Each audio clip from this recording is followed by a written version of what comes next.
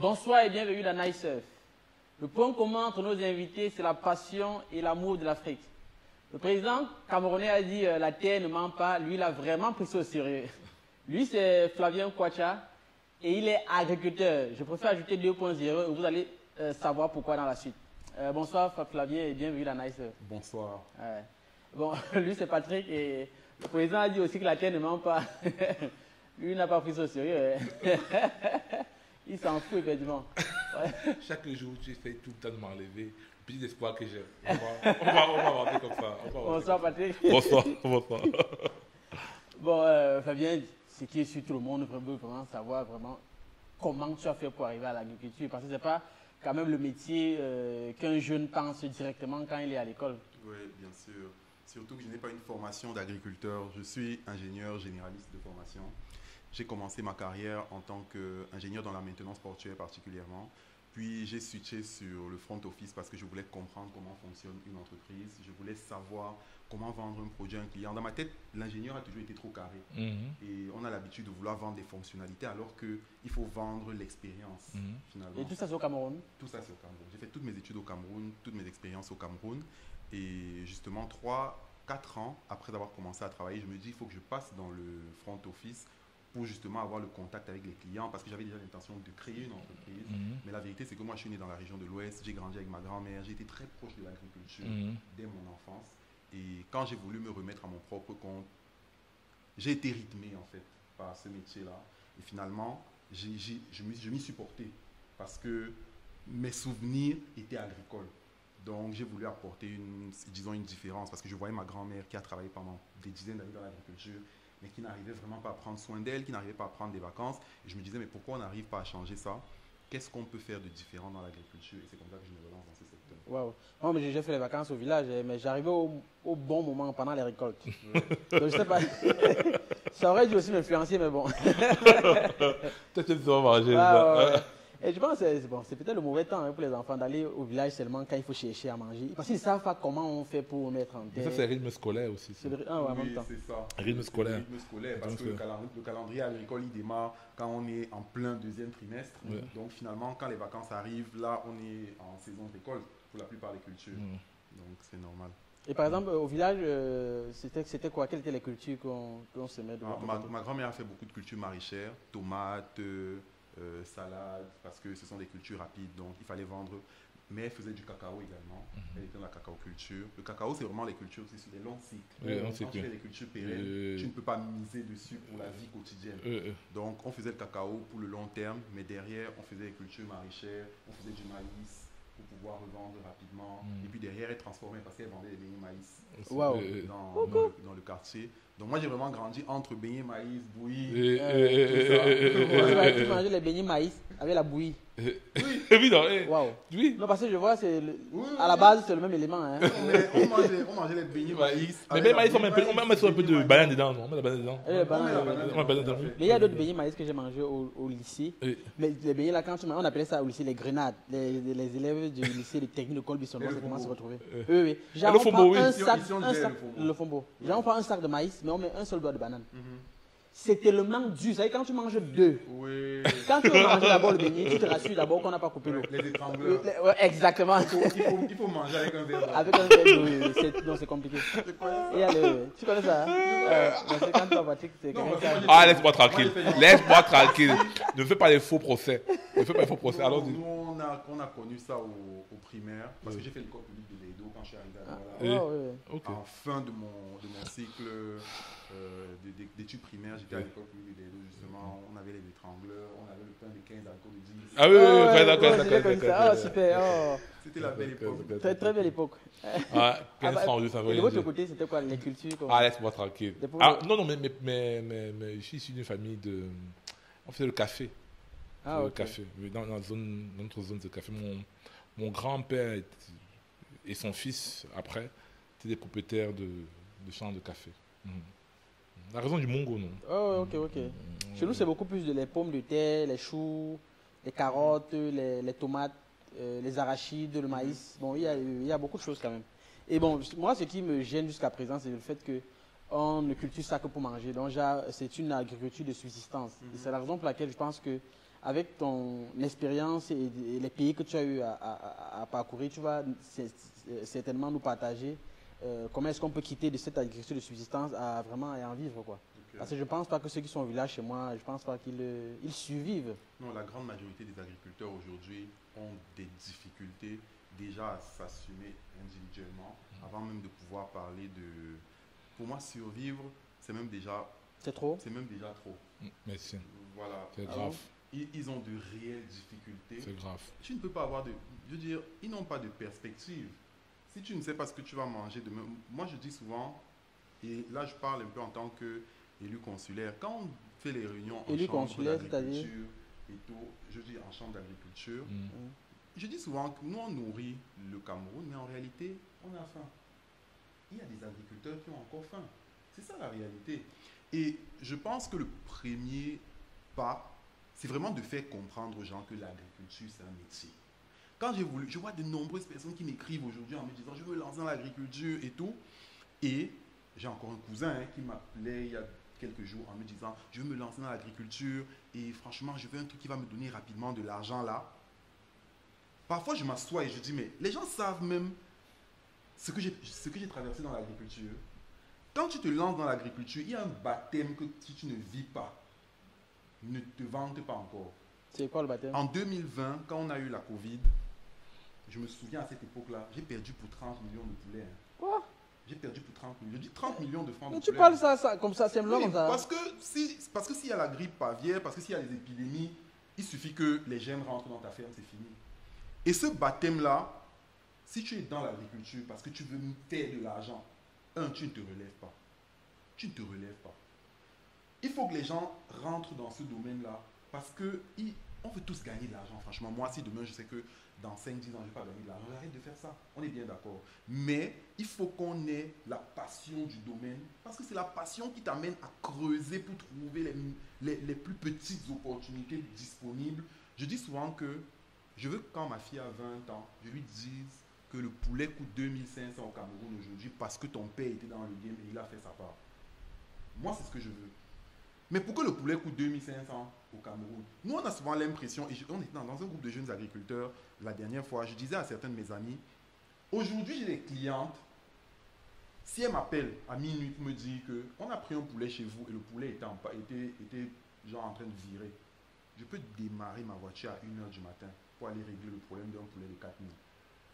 C'est ça qui fait que cette cliente-là va toujours m'appeler. Ouais. Elle va toujours venir acheter du poulet chez moi. Et les gens disent que non, tu as le grimba, tu as ci, tu as ça. Non, les clients n'achètent que chez toi. Et je disais dans notre groupe des jeunes agriculteurs la dernière fois. Dans votre groupe, c'est un groupe WhatsApp. Un groupe WhatsApp. La photo de profil, c'est quoi là-haut? Non, on a plusieurs filières. Et moi, je leur disais que je trouve anormal que vous soyez dans ce groupe en train de dire, par exemple, que comme le poulet est rare maintenant, il faut qu'on vende le poulet à 6 000. Comme c'est rare, on doit vendre à 7 000. Moi, je leur disais, je trouve que ce n'est pas normal. Notre objectif doit être de stabiliser le prix du poulet. Si la ménagère n'arrive même pas à planifier, parce qu'elle n'est pas au marché en s'attendant à acheter un poulet à 4 000, et elle arrive, c'est 6 000, parce qu'entre nous, on a décidé que c'est 6 000. Ce n'est pas normal. Et malheureusement, voilà encore comment l'agriculture fonctionne au Cameroun. C'est-à-dire, on ne réalise pas qu'on est tous dans le même bateau. On doit nourrir les gens. L'agriculteur ne réalise pas que le plantain sur lequel on met le formol aujourd'hui, là, c'est sa responsabilité. Dans sa tête, si une situation lui permet de gagner le plus d'argent possible, il s'en fout complètement de ce qui se passe autour. Donc moi, je pense qu'en tant qu'agriculteur, premièrement, on doit connaître, on doit savoir quelle est notre responsabilité. Deuxièmement, on doit être des entrepreneurs. Les gens veulent trop faire l'agriculture. Quand quelqu'un me voit, il veut faire l'agriculture en second métier, il veut faire l'agriculture à sa retraite. Les gens qui disent, j'ai acheté 30 hectares, vraiment, je prépare, il y a ma retraite. Je dis, peut-être que j'ai une histoire par rapport. Peut-être que certains vont s'en sortir comme ça. C'est rare. Mais franchement, aujourd'hui, si je n'étais pas de la tête aux pieds dans mon business, je dis souvent aux gens que si on me dit qu'il y a une opportunité dans ton secteur là, au Cameroun, il n'y a aucun, même les dirigeants qui sont difficiles à rencontrer là, ministre de l'élevage, ministre de l'agriculture, tous les sectoriels là, qui ne m'a pas encore vu dans son bureau. Je fais le sitting. Quand j'ai mon dossier chez toi, il fait mon sitting. Je ne joue pas. Et si tu n'as pas ce temps et cette détermination, tu ne peux pas réussir. Tout à l'heure, tu as parlé du formol. Comment, bon, par exemple, comment reconnaître un plantain sur lequel on a mis le formol et... Je sais pas, ça fait Tu veux dire un secret de la filière pour détecter. La seule technique que tu peux avoir sur ce cas, par exemple, c'est de ramener le plantain, prendre un doigt de plantain, le découper en deux, l'emballer dans un plastique. Parce qu'il faut, si tu le soumets à une température élevée, il va pourrir plus rapidement. Quand le plantain pourrit, il faut qu'il soit uniforme. Donc tu le soumets à une température élevée pour qu'il pourrisse plus vite. À ce moment-là, tu ne vas pas manger ton régime, tu vas attendre 2-3 jours. Quand tu vois le plantain pourri, si c'est uniforme, là tu as la garantie que le plantain est bon. Si ce n'est pas uniforme, là il y a un problème. Ça veut dire que soit c'est un plantain qui a reçu des produits chimiques, soit il a été greffé mais de la mauvaise façon.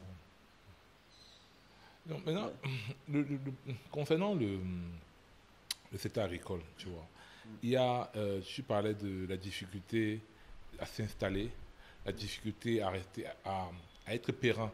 Si je n'ai pas de plan, si tu ne prends pas ça pour un métier, vraiment, je suis à 100% d'accord avec ça. Parce qu'il y a des exemples, hein, les gens qui prennent par exemple les 30 hectares à la retraite pour devenir agriculteur, ça se passe très mal. Je connais quelqu'un qui a pris 100 hectares. Ça se passe, parce que même après, tu ne te rends pas compte que même seulement pour défricher 100 hectares, c'est difficile. Pour récolter dans 100 hectares, c'est la folie. C'est demande, parce que quand tu achètes, tu suis un propriétaire terrien, mais tu ne te rends pas compte qu'après, c'est extrêmement compliqué. C'est extrêmement compliqué. Mais je voulais savoir aussi, n'est-ce pas, dans tous les pays, beaucoup de pays en tout cas, l'État est au centre des politiques agricoles. Parce que tu sais que l'agriculture, c'est le socle, entre guillemets, de notre culture. C'est-à-dire que c'est ce que nous mangeons, tu vois. Si la première manière pour qu'une multinationale, parce que ce sont les plus grosses dans l'agroalimentaire, s'installe, il faut qu'elle change votre schéma de nutrition.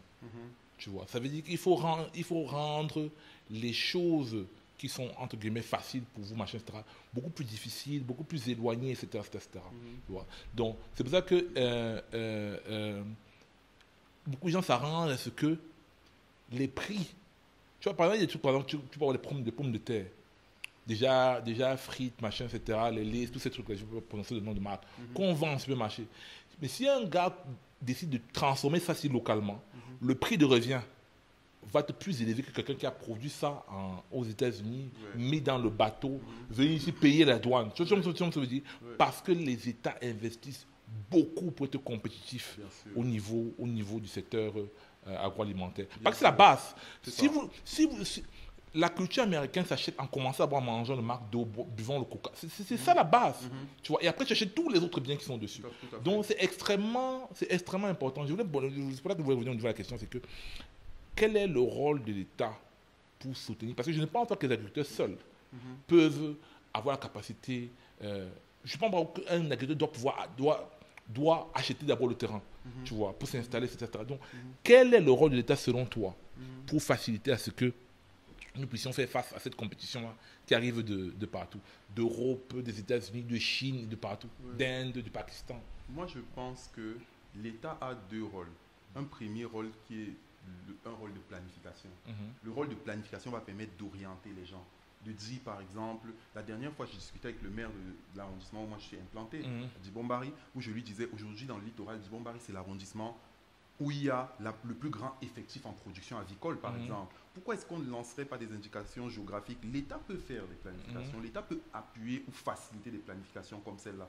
De sorte que, quand tu te lances dans une filière ou dans une culture précisément, tu es moins de logistique, par exemple. Parce que si on décide que dans un arrondissement, on fait tel type de culture, ça veut dire que tous les éléments nécessaires à faire cette culture-là vont être rendus disponibles dans cet arrondissement. Voilà la première des choses que l'État peut faire. La deuxième chose, c'est la régulation. L'État a un pouvoir de régulation. Le problème chez nous, à mon sens, c'est d'abord que même quand on dit État, il y a trop d'acteurs. Même quand on dit État, il y a trop d'acteurs. D'abord, on dit agriculture, on a 2 ministères. Il ne faut pas l'oublier. Et on a encore les sectoriels. Parce qu'on a l'agriculture, on a l'élevage, on a maintenant le Mindevel qui est aussi concerné. On a le ministère de l'Environnement. On a le ministère des Mines, de l'Industrie, quand tu commences à faire la transformation. Donc, tous ces ministères. Et maintenant, le foncier, tu as le préfet aussi dessus. Tu as le ministère, tu as le cadastre, le foncier, le cadastre.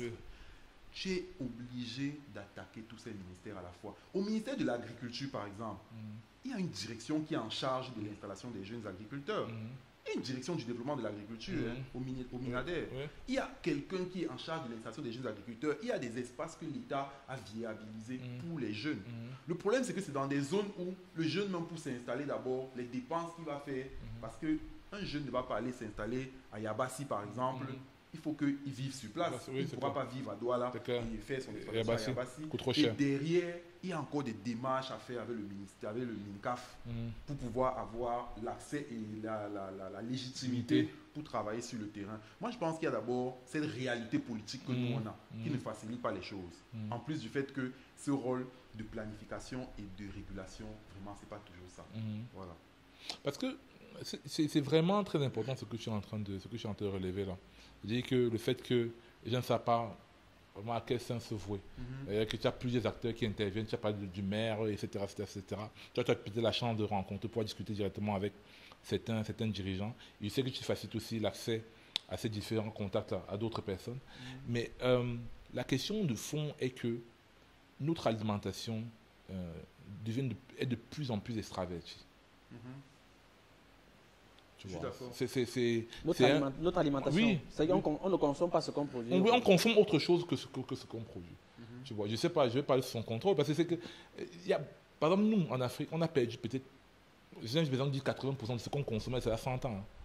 Il y a des choses qu'on savait manger à l'époque, qu'on ne sait plus manger aujourd'hui. Tout à fait.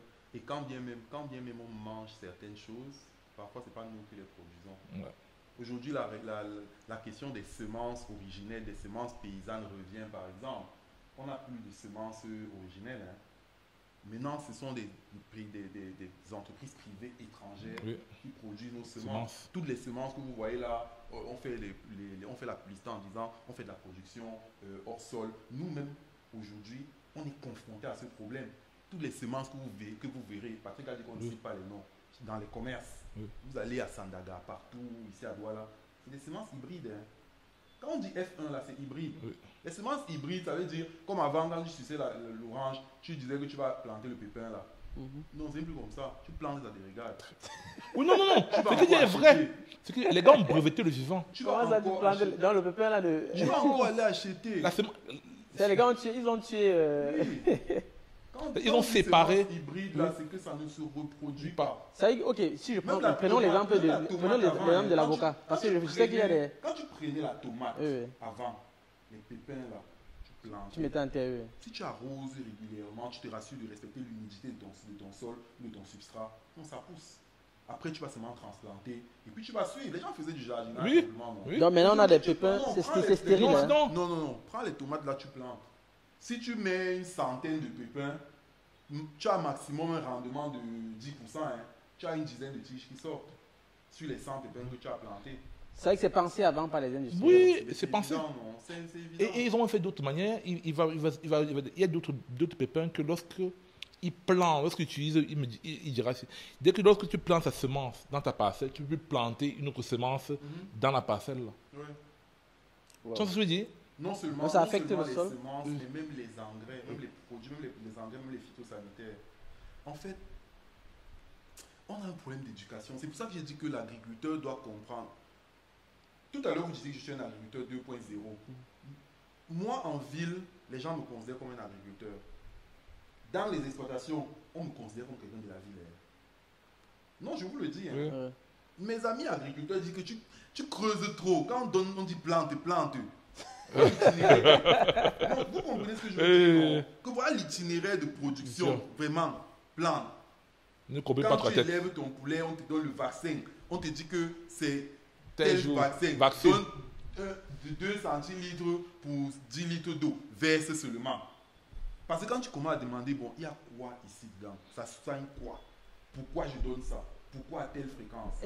On te dit tu creuses trop. Verse seulement, tu donnes au poulet. C'est ta formation d'ingénieur qui te... C'est pas ma formation d'ingénieur, c'est une question de souveraineté. C'est une question de souveraineté en fait. Moi j'estime qu'on ne doit pas faire les choses. Parce que le poulet là, je vais vendre ça à quelqu'un qui gère le retour. S'il y a un problème, qui gère le retour? C'est moi.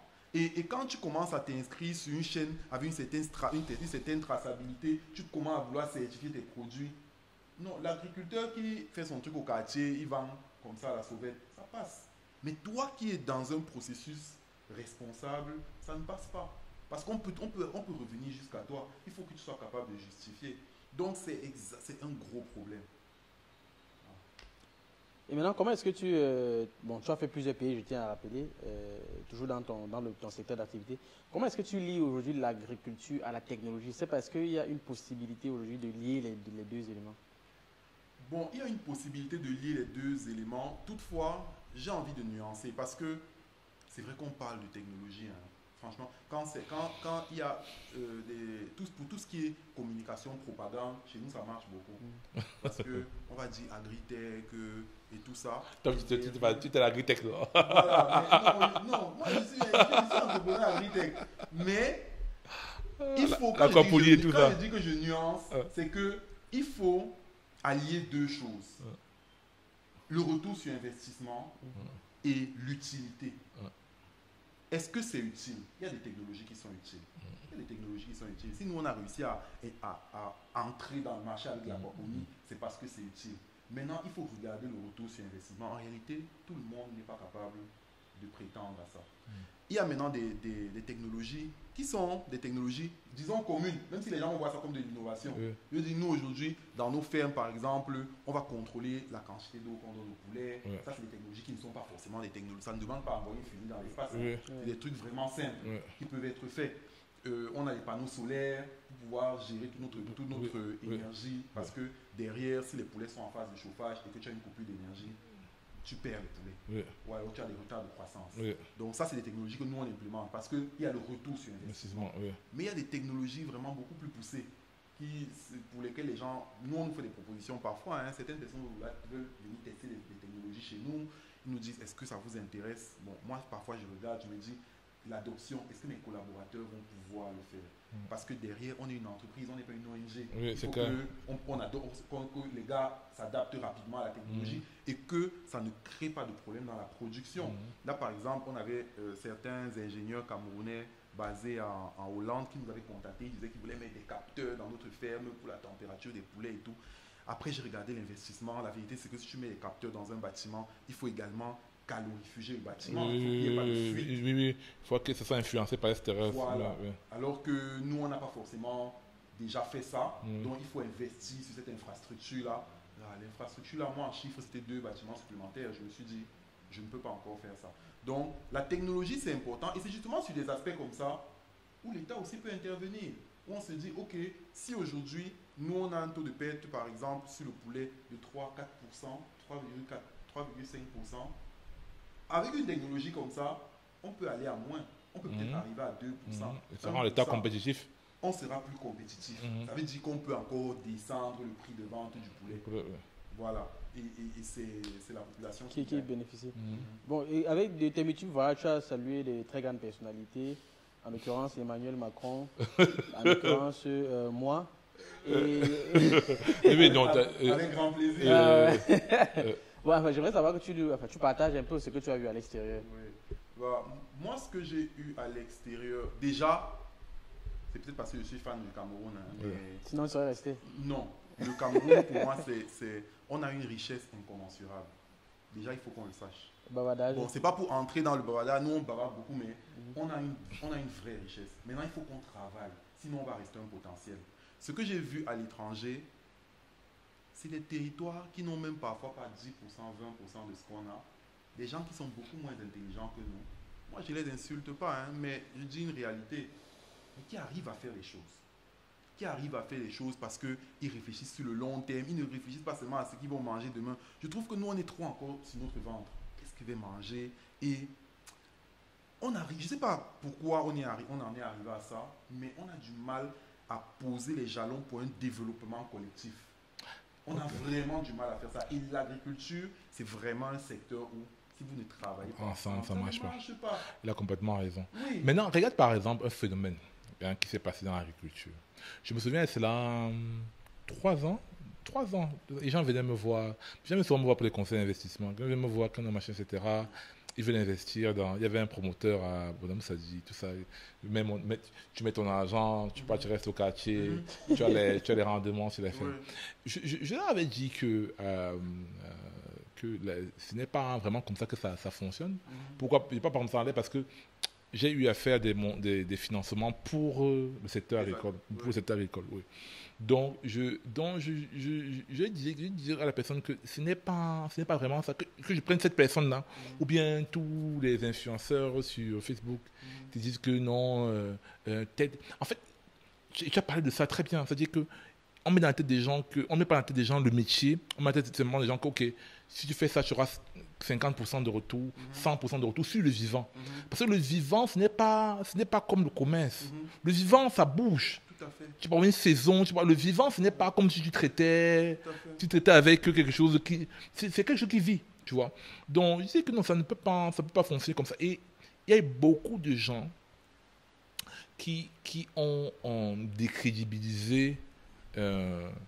c'est la parole, oui, la parole d'un certain type d'entrepreneuriat dans l'agriculture. Oui. Mais Patrick, tu sais, moi, en 2020, on a fait une levée pour mon entreprise qui fait du poulet, tu vois.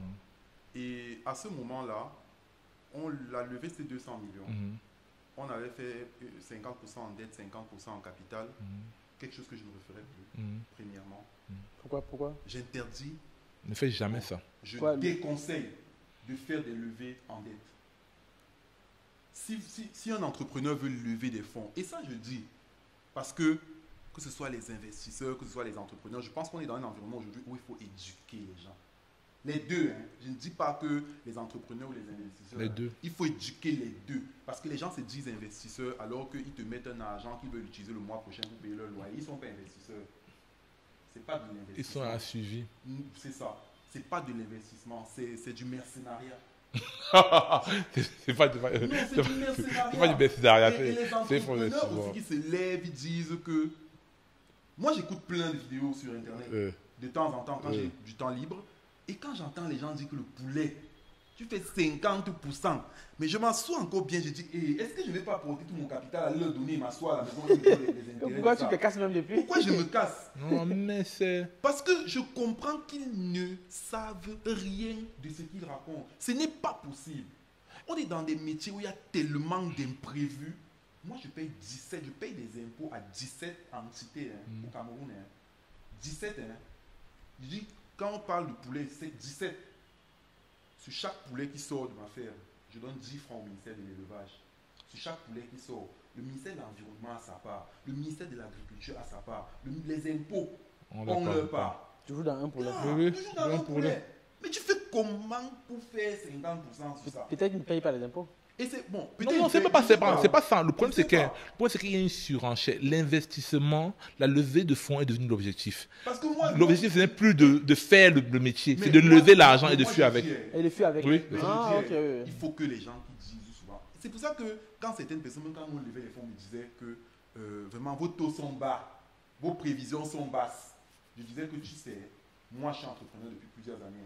Tous les gens qui sont sur les réseaux sociaux qui vous disent que 50%, 100% là, je les connais, je t'envoie le numéro personnel. Laisse-nous ne passe pas le standard de l'entreprise. Je t'envoie le numéro personnel. Tu parles l'argent là-bas dedans. Aujourd'hui, c'est les pleurs d'une bolée dans mon WhatsApp, mais je ne le lis même pas. Non, sincèrement. Parce que les gens aussi, nous-mêmes, on est là, debout, parce qu'on est garçon. Non. Et dit vrai. On est debout parce qu'on est garçon. Parce que justement, là, en France, les agriculteurs se suicident. C'est ça, non? En France ou au Canada? Non, laisse-moi au Cameroun. N'allons pas loin en France. Au Cameroun, on a mis encore le cas avec un gars récemment, là. Certainement que tu connais. Qui faisait le truc de porc, tout ça. Oui, Raoul, perd son âme. Oui. Donc, pour dire que la mort, il avait... On ne sait pas, mais je pense que c'est quand même lié à ça.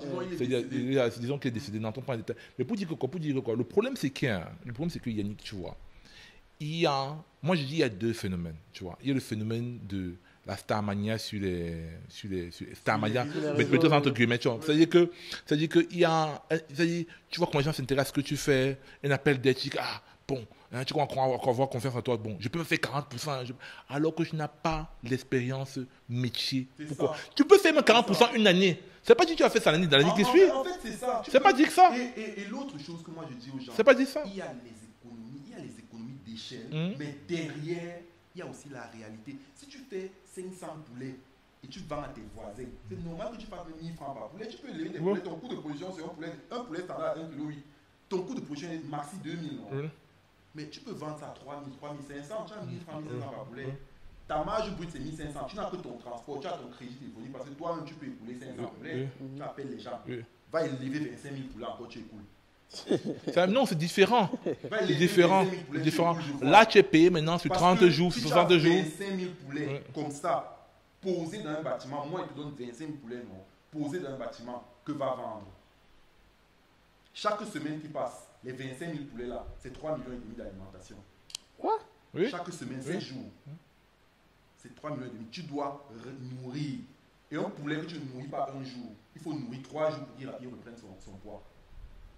Wow. Est-ce que les gens connaissent cette réalité? Quand les gens parlent, moi, ils les regardent souvent, je bois mon verre de rester tranquille. Je n'ai plus la force maintenant pour parler aux gens.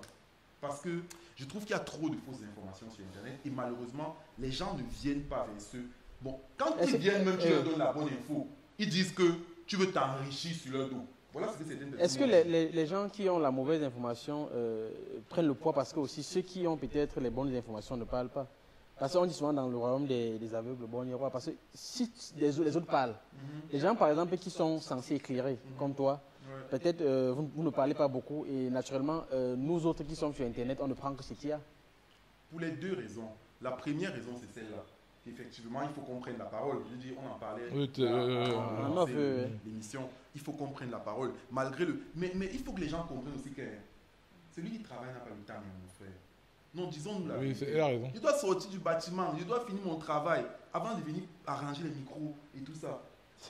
Non, aujourd'hui, parce que dans mon cas, l'entreprise grandit, je commence à recruter des gens et je dis, écoute, ils font même le script, je viens parler. Moi, je le dis, mes vidéos que les gens voient sur TikTok, là, c'est pas moi qui fais le script. Ma collaboratrice, elle fait tous les scripts, machin. Je viens, je m'assois, je pose seulement ma voix. C'est pour ça que vous me voyez encore sur les réseaux sociaux. Mais il y a 2 ans, quand le business ne me laisse pas, ça casse ma tête, il faut faire les recouvrements. Je vais venir vous parler de quoi? Ça, c'est la première raison. La deuxième, maintenant, c'est que les gens n'aiment même pas le bon message. Regarde nos jeunes aujourd'hui, non? Quand quelqu'un se lève là, il montre son lifestyle, ça leur plaît. Prends le téléphone, tu dis battez-vous. 2 likes. On va dessus.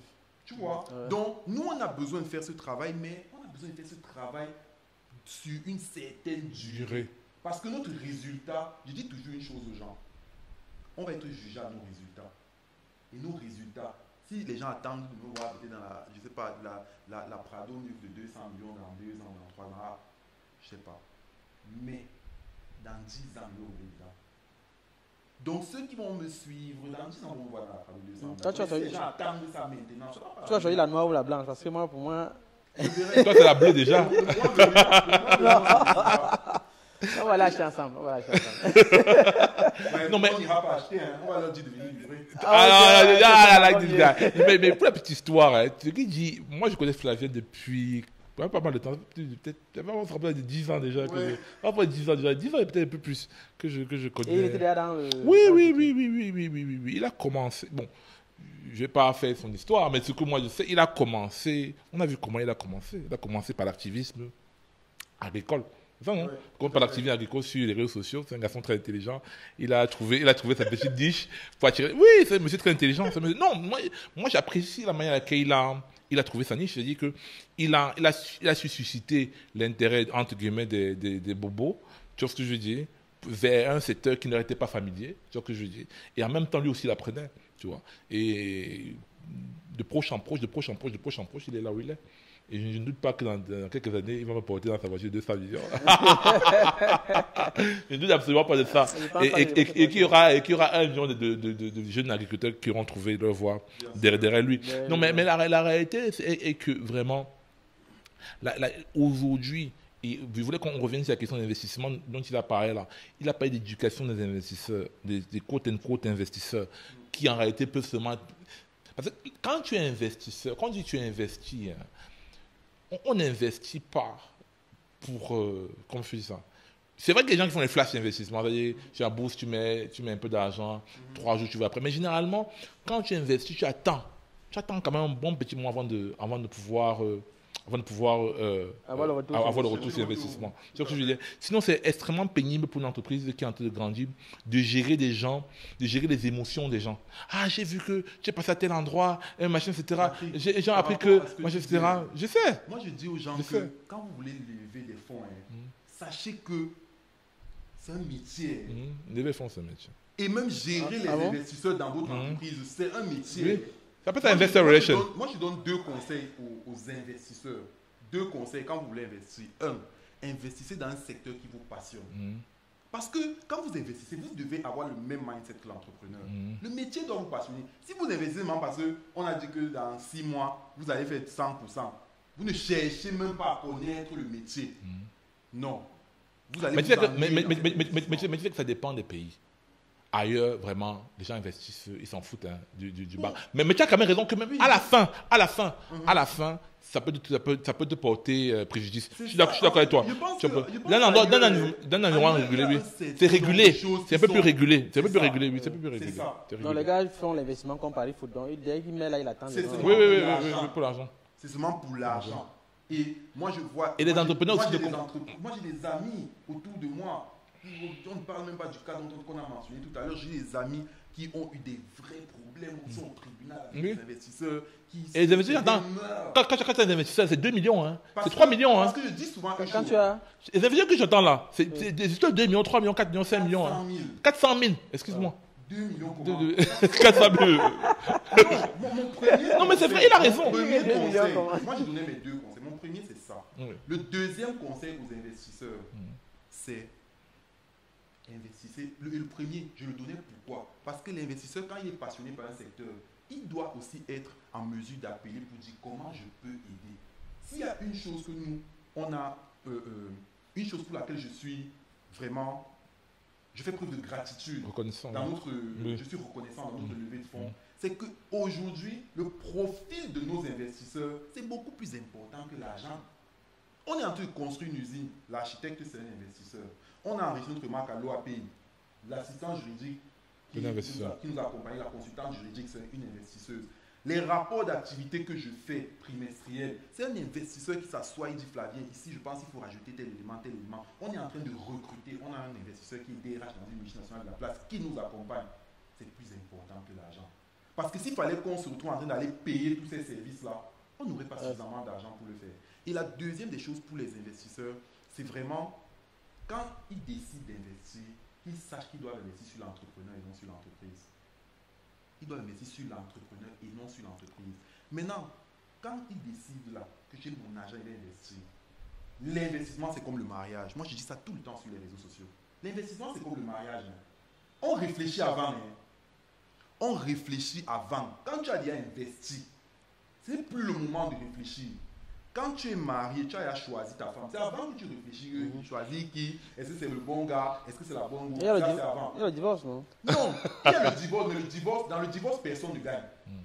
Il faut que les gens sachent ça. Dans un divorce, personne ne gagne. Que ce soit émotionnellement, financièrement, matériellement, moralement, tu laisses des plumes dans un divorce. Même quand tu crois que tu as gagné, tu laisses des plumes. Parce que même si ce sont que tes enfants, votre projet, c'est votre enfant qui va souffrir de l'absence de certaines parties prenantes. Tu as laissé les plumes ou pas? Tu vas devoir combler cette absence-là. Donc, le divorce, c'est vraiment la dernière option. Mais avant ça, il faut prendre des décisions avant de se marier. On prend les décisions avant d'investir. Si ça se passe mal avec une entreprise, l'investisseur qui s'en va, qui court sur Facebook, dit que je veux mon argent. C'est comme une femme qui s'en va dire à ses copines que mon mari ne veut pas son travail conjugal sur mon lit. Elles vont t'aider. Non, elles vont rire. Ce qu'on recherche, ça doit être la solution. Ce n'est pas le coupable. Et malheureusement, on est encore une fois dans un environnement de personnes qui se tirent dessus, mais il n'y aura jamais la solution. Bon, Flavien, par rapport à ça, bon, je sais que l'investissement, c'est un peu mon métier. Donc, mon métier, oui, par accident. Oui, par accident, j'ai levé des fonds pour, parce qu'il faut être précis, j'ai levé des fonds pour une entreprise agricole. Pour le PAM, c'était un truc comme 300-400 millions.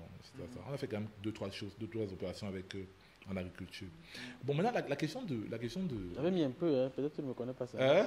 J'avais mis un peu d'argent. Oui, effectivement. J'ai eu ton nom. J'ai eu ton nom. Donc, c'est très intéressant ce que tu dis là actuellement. Mais j'espère que les gens qui sont dans les fonds, vont comprendre ce qu'il est en train de dire. Parce que actuellement, même, il y a un projet sur lequel on parlera. Les gens sont en train de chercher comment faire pour appuyer les agriculteurs, les jeunes entrepreneurs, etc., les PME, PMI, avec des fonds. Et les gens ne comprennent pas souvent la problématique de la petite entreprise. Parce que ce que tu viens de dire là, c'est un mix entre l'apport en industrie et l'apport financier. L'apport de DRH, tout ça, c'est l'apport en industrie et l'apport cash. Qui n'est pas quelque chose comment je peux dire ça, qui n'est pas quelque chose c'est pas quelque chose d'évident pour les investisseurs classiques. Il faut bien comprendre que pour les investisseurs classiques, pour beaucoup d'investisseurs classiques, c'est pas quelque chose que dans la tête, quand ils investissent, l'entreprise a ses process, le gars sait ce qu'il fait, le truc est déjà correct, machin, etc. Mais il ne faut pas entendre, machin, etc. Tu veux combien?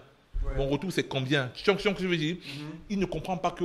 Parce qu'en fait, ce que tu dis apport en industrie, là, en fait, c'est comme la capacité d'ingestion des fonds de l'entreprise. C'est-à-dire que si tu n'avais pas cet apport industriel, tu aurais dû payer tous ces services qui te manquent là. Absolument. Et qui ne sont pas forcément dans ton plan. Tout à fait. Et ce qui fait qu'en fait, le retour que le gars attendait, tu ne pourras pas lui offrir. Parce qu'il y a ces coûts cachés là, tu vois, que tu ne maîtrises pas. Parce que tu es aussi un primo venant dans ce domaine-là. Et on est pas dans un domaine où, tu parlais encore tout à l'heure, le retour d'expérience n'est pas forcément passé. Tu n'as pas des gens qui t'ont dit que Flavien, là où tu as peut-être parti là, tu as 25 000 poulets, voilà. Tu vois ce que je veux dire? Donc, tu avances un peu à l'aveugle. Tu vois ce que je veux dire? Donc, c'est ça aussi qui fait cette question-là. Tu vois un peu ce que je veux dire? Maintenant, le grand absent dans ce que tu as dit là, malheureusement, on va encore les appeler, c'est l'État. Bien sûr. Le grand absent, c'est l'État. Parce que, oui, le grand absent, c'est l'État. Parce qu'à un moment donné, on ne va pas faire comme si les gens n'existaient pas. Tu vois ce que je veux dire? Parce que le fond de l'histoire, c'est quoi? Le fond de l'histoire, c'est que, bon, ils vont te dire que, bon, si on parle de façon carrée, on va dire que, bon, l'appel public à investissement est soumis à certaines lois, il faut que tu sois certains types d'entreprise, etc. Et normalement, tu dois peut-être même passer par la bourse, là où personne ne met encore son argent. Là. Pour l'instant, en tout cas, on espère que bientôt, les gens mettront leur argent. On espère que les gens mettront leur argent là-bas bientôt. Pour l'instant, ce n'est pas encore le cas. Ce n'est pas encore le cas. Parce que souvent, la paperasse, etc., pour une jeune entreprise, ça va te coûter combien sur l'argent que tu vas mettre. Tu vois ce que je veux dire? Mais si la paperasse te coûte seulement 1 million, 2 millions, c'est à trop. Il te parle des frais, il te parle des investissements de 400 000, de 500 000. Tu vois, si tu n'as pas prêt seulement pour te mettre en conformité, ça te coûte combien? Tu vois, le commissaire au compte, le machin, etc., ça te coûte combien, tu vois? Donc, ce n'est pas forcément très, très réaliste. Donc, les conseils que tu as donnés aux investisseurs, c'est complètement vrai. Mais maintenant, je vais ajouter un conseil aux entrepreneurs. Ne levez les fonds que si, pour moi, au Cameroun, qu'en dernière ressource. C'est ce que je dis. Ne levez les fonds qu'en dernière ressource. Ce n'est pas une opération qu'on fait comme ça. C'est pas une opération qu'il fait comme ça. Lui, la raison pour laquelle il réussit à le faire, c'est parce qu'il a deux plateformes. Il a la plateforme logistique, ces trucs, machin, etc. Et puis la plateforme médiatique. C'est-à-dire qu'il a les gens qui connaissent, machin, etc. Ce n'est pas le cas de tous les agriculteurs. C'est clair. Tu vois ce que je veux dire? Donc, pour la majeure partie des personnes, c'est une opération où tu vas seulement laisser des plumes. Bien sûr. Des plumes. Parce que tu es sur un sol que tu ne maîtrises pas. Qu'est-ce que tu connais du lessivement de ton sol, le taux de machin? Qu'est-ce que tu en connais? Qu'est-ce que tu sais de ça? Combien de gars vont mettre dans leur truc le plan, ok, il faut qu'on fasse mon étude pour savoir si dans 4 ans, la production que j'ai en train de dire là, mes rendements pourront suivre. Tu vois ce que je veux dire? Etc. Le personnel dont tu parles là, combien de temps tu fais pour avoir un personnel qualifié? Donc, moi, je dis que la levée de fonds dans notre environnement, pour moi, c'est un dernier recours. Okay. Parce que ce n'est pas tout le monde qui aura la chance d'avoir un capital risque où les gens te comprennent, etc. C'est très difficile. Beaucoup de gens, ils ont un petit pécule là, qu'ils réussissent à gagner en travaillant quelque part. Il a 1 million qu'il réussit à gagner. Il peut te tuer pour les 1 million là. Bien sûr. Il peut te tuer pour ça. Et tu ne pourras pas l'accuser que non, machin, etc. C'est l'histoire que pour finir par là, je finirai par là. Il y a une histoire que les Juifs racontent. Bon, les Juifs, ils disent que il y a un monsieur qui vendait le bœuf, et qui passait devant un bâtiment. Tu vois ce que je veux dire? Il passe devant le bâtiment, son bœuf était devant lui, il suivait le bœuf. et il passe devant le bâtiment. Un homme est quitté en haut de l'étage, tout le monde est tombé sur son bœuf. Son bœuf est mort. L'homme était vivant. Il prend l'homme, il l'amène en justice. L'homme dit que, comme tu m'as vu sauter du bâtiment, non, je fais le feu. C'est la faute de qui? Je me suis dit, c'est-à-dire que le gars qui investit chez toi aussi, non, il investit parce qu'il a aussi une urgence. Toi, tu demandes ton argent, son argent, c'est parce que toi aussi tu as une urgence, tu vois. Vous vous retrouvez dans un conflit où, comme il disait à la fin de la journée, c'est inextricable. Où chacun doit seulement faire mal à l'autre le plus. Tu vois, on peut pouvoir dire que, bon, au moins, j'ai moins fait quelque chose. Tu vois un peu ce que je veux dire? Tu vois. Et ces situations qui sont très compliquées. Moi, je pense qu'effectivement, si vous n'avez pas... Et c'est là où je voulais tomber sur une chose, c'est que tout le monde doit pas entreprendre. Il y a des gens qui doivent travailler pour les autres. Non, tout le monde ne peut pas. Il y a des gens qui doivent travailler pour les autres. C'est-à-dire que tu as ton argent, là, tu viens chercher 3 poulets chez Flavien. Tu dis que vraiment, je vais m'asseoir au grand frère pour commencer à travailler quelque part. Tu te mets tes 3 poulets, tu occupes. Oui, tu dis que voilà, la fête. Moi, je veux un endroit où je n'ai pas forcément l'argent pour payer la sécurité seule. Je n'ai pas l'argent pour payer ceci seul. Tu vois ce que je veux dire? Je veux prendre mes 5 poulets, mettre ça chez toi. Moi, je contrôle. Et j'apprends en même temps. Non, tout le monde c'est comme ça. C'est comme ça. Tu as donné les conseils. Tu as donné les conseils aux entrepreneurs. Tu as donné les conseils aux entrepreneurs. Bon, laissez aussi. Bon, je donne aussi un conseil aux entrepreneurs. N'écoutez jamais mes conseils. Il n'est pas encore entrepris, mon frère. Ça te prend. Bon, en même temps, bon, tout à l'heure, tu parlais des investisseurs, des investissements et tout. J'aimerais savoir comment tu vois l'arrivée des investisseurs chinois, arabes et autres types d'investissements qui, enfin, dans le secteur de l'agriculture. Moi, je pense qu'en tant qu'agriculteur et en tant que citoyen, laissons même le volet agriculteur, je suis conscient du fait que à l'international, il n'y a pas d'amitié. Hein. Chacun recherche ses intérêts. Ouais. Maintenant, si tu es faible, on te mange. Tu vois ce que je veux dire? Et moi, j'ai vraiment l'impression que c'est ce qui est en train de nous arriver. C'est-à-dire que, bon, je vois toujours à la télé, on fait les dons. Moi, j'ai plus de télé à la maison. Ah bon? I like it. J'ai plus de télé parce que quand tu allumes... Il y a l'autre qui a vendu son lit. La télé que tu as vendue. Je n'ai plus de télé parce que quand tu allumes, si ce n'est pas les accidents, c'est les dons. Ouais. Dons de tel, dons de tel. On est en train de dire à nos enfants que tout le pays que vous voyez ici, si vous voyez quelque chose qui marche, c'est le don. C'est le message qu'on est en train de donner à nos enfants. Et malheureusement, les dons, c'est bien. Il n'y a pas de dons, là. Il n'y a pas de dons. À chaque fois qu'on donne ici, il faut regarder à droite ce qu'on prend. Bien sûr. La réalité, c'est que les gars ne donnent pas. Ils viennent parce qu'ils ont besoin de nous. Bien sûr. Et moi, quand je vais à l'étranger, je le dis, hein, que si j'arrive à l'étranger, même si je suis invité par des gens, pourquoi vous n'invitez pas le gars qui est assis au Parlement à Commando? Pourquoi vous m'invitez moi? Parce que je peux être un bon canal. Parce qu'il y a des enjeux, non? Donc, vraiment, la fois que tu saluais Macron, c'était une invitation venant de... Non, ce n'était pas une invitation. Peut-être on montrera certainement ça à l'écran. Pour que les gens te prennent davantage au sérieux. Parce que ceux qui me prennent au sérieux, ceux qui me prennent au sérieux parce que j'ai salué Macron, ils n'ont encore rien compris. Ah bon? Mais je sais que ça pèse. On est dans un environnement où les gens aiment ça. Ouais, le paraître est très important. Moi, j'étais au salon de l'agriculture. J'avais mon stand au salon et tout. Et le président Macron, il passait. Il avait son protocole parce que quand il vient, quand même, il y a tout un arsenal. Les gens arrivent et tout. Et moi, j'avais mon stand. C'était un stand de 3 mètres carrés. Hein. Et tu exposais quoi? Moi, j'étais parti pour mon entreprise d'Aquaponie. Donc, on avait des flyers, on expliquait à peu près ce qu'on fait. Et justement, on partait au salon parce que déjà, on voulait rencontrer des personnes qui vendent des composants de nos systèmes parce qu'on utilise des pompes qui aujourd'hui viennent encore de l'étranger. Et maintenant, un stand comme ça coûtait combien? Bon, le stand, on l'avait eu quoi 6 000 euros à peu près. Hein. J'avais été soutenu par le fonds de dotation Pierre Castel, il faut le dire, parce que j'ai gagné le prix Pierre Castel au Cameroun. Donc, j'avais été soutenu par le fonds de dotation à cette époque-là, qui avait mis une partie de l'argent justement pour avoir le stand. Mais moi, j'avais mon petit stand, hein, c'était la moitié de ce tapis-là. Je suis parti à Paris, je suis arrivé là, j'ai appelé une de mes cousines, j'ai dit écoute, tu n'as pas une amie étudiante là, parce que je voulais qu'elle-même vienne m'assister dans le stand. Vu que si tu pars, tu dois prendre quelqu'un à Paris. J'ai pris ça autrement. Hein. Non, je voulais qu'elle vienne m'assister dans le stand, parce que je ne vais pas aller recruter quelqu'un à Paris, tu vois. Mais elle était occupée. Et je lui ai dit, écoute, si tu as même une camarade de classe qui est disponible là pour 2-3 jours, elle va venir m'assister au salon. Pendant qu'elle est dans le stand, moi je vais aller prospecter. Pendant que moi je suis dans le stand, elle peut partager les flyers et tout ça. Donc on était là. Et moi j'étais dans le stand, j'ai vu les gens s'aligner. Et je me suis dit, il doit y avoir une personnalité qui arrive. Surtout que je sais que le salon de l'agriculture, depuis 7-8 ans, le président de la République, il vient depuis moins 20 ans. Voilà, Chirac venait là-bas. 700 000 visiteurs quand même. C'est le plus grand salon aujourd'hui sur ce pays-là. C'est l'équivalent de l'agro-pass de... Allons-y. Continue, s'il te plaît. Justement, il y a la garde présidentielle qui était là, et à un moment donné, il est passé. Il est reconnaissable à la distance. Il a commencé à passer. Franchement, mon stand n'était pas le stand le plus... C'est pour ça que parfois on discute de certaines choses. Je dis que moi je suis né à Banjul, je suis né à Pété.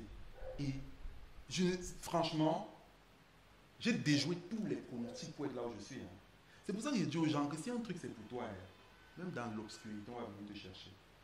Parfois on discute certaines choses, les gens ne comprennent pas que il y a un livre qui est écrit. On est seulement les acteurs, là où on est. Toi, tu crois à ça? Moi, je crois sincèrement, je crois profondément à ça. Et il passait, et je me souviens que ce jour, je ne sais plus si c'est moi qui avais j'avais pris la parole avant, mais je pense qu'il avait demandé à son équipe d'ouvrir le chemin. Et il est venu, parce que l'Afrique pour la France, c'est une question existentielle. Et nous, on était justement, il y avait plusieurs Africains sur notre quartier, disons ça comme ça. Et il a vu, ça c'est le quartier de l'Afrique. Et il est venu. Et il a commencé à saluer les gens. Mais bon, les gens viennent au poisson, nous faire leurs photos. Ils ont salué Macron, machin. Et quand il est arrivé chez moi, je ne l'ai pas seulement salué, j'ai introduit ce que je faisais. Et je lui ai donné un flyer et je lui ai dit, écoutez, monsieur le président, moi je suis Flavien, je viens du Cameroun, voilà, je présente l'entreprise. Ça se passe vraiment, dès qu'il tend la main, tu commences une fois. Bon, il saluait seulement les gens. Moi, quand il m'a salué, j'ai commencé à parler. Et pendant qu'il voulait continuer, je me souviens que j'ai un ami qui m'avait intrigué en disant que gars, Flavien, tu es fort et tout, parce qu'il saluait les gens en partant. Et justement, pendant qu'il saluait les gens, on le suivait en foule. Et quand il m'a salué, je dis, mais excellent, vous ne pouvez pas seulement passer. Écoutez ce qu'on a à vous dire. Vous voyez, et il se met là et il dit, il intrigue, il me lance un mot, il avait ses éléments sur l'équipe derrière, et il dit, il est malin lui. Et moi je commence à présenter ce que je fais. Je lui dis, voilà, je viens du Cameroun. Après il prend le flyer, il regarde, il dit, c'est super, c'est vous qui faites ça? Je dis oui. Il dit, c'est une entreprise familiale, vous avez hérité ou c'est vous qui le faites? Je dis, non, c'est nous qui le faisons. Voilà, j'explique, je donne à peu près les surfaces, je donne les chiffres, parce que faire et donner les indicateurs, c'est deux choses bien différentes. Il dit, mais c'est intéressant et tout. Et puis moi, je lui donne ma carte de visite. Je lui dis, écoutez, voilà ma carte de visite et j'aimerais avoir la vôtre. Et là, il sort sa carte de visite et il me la donne.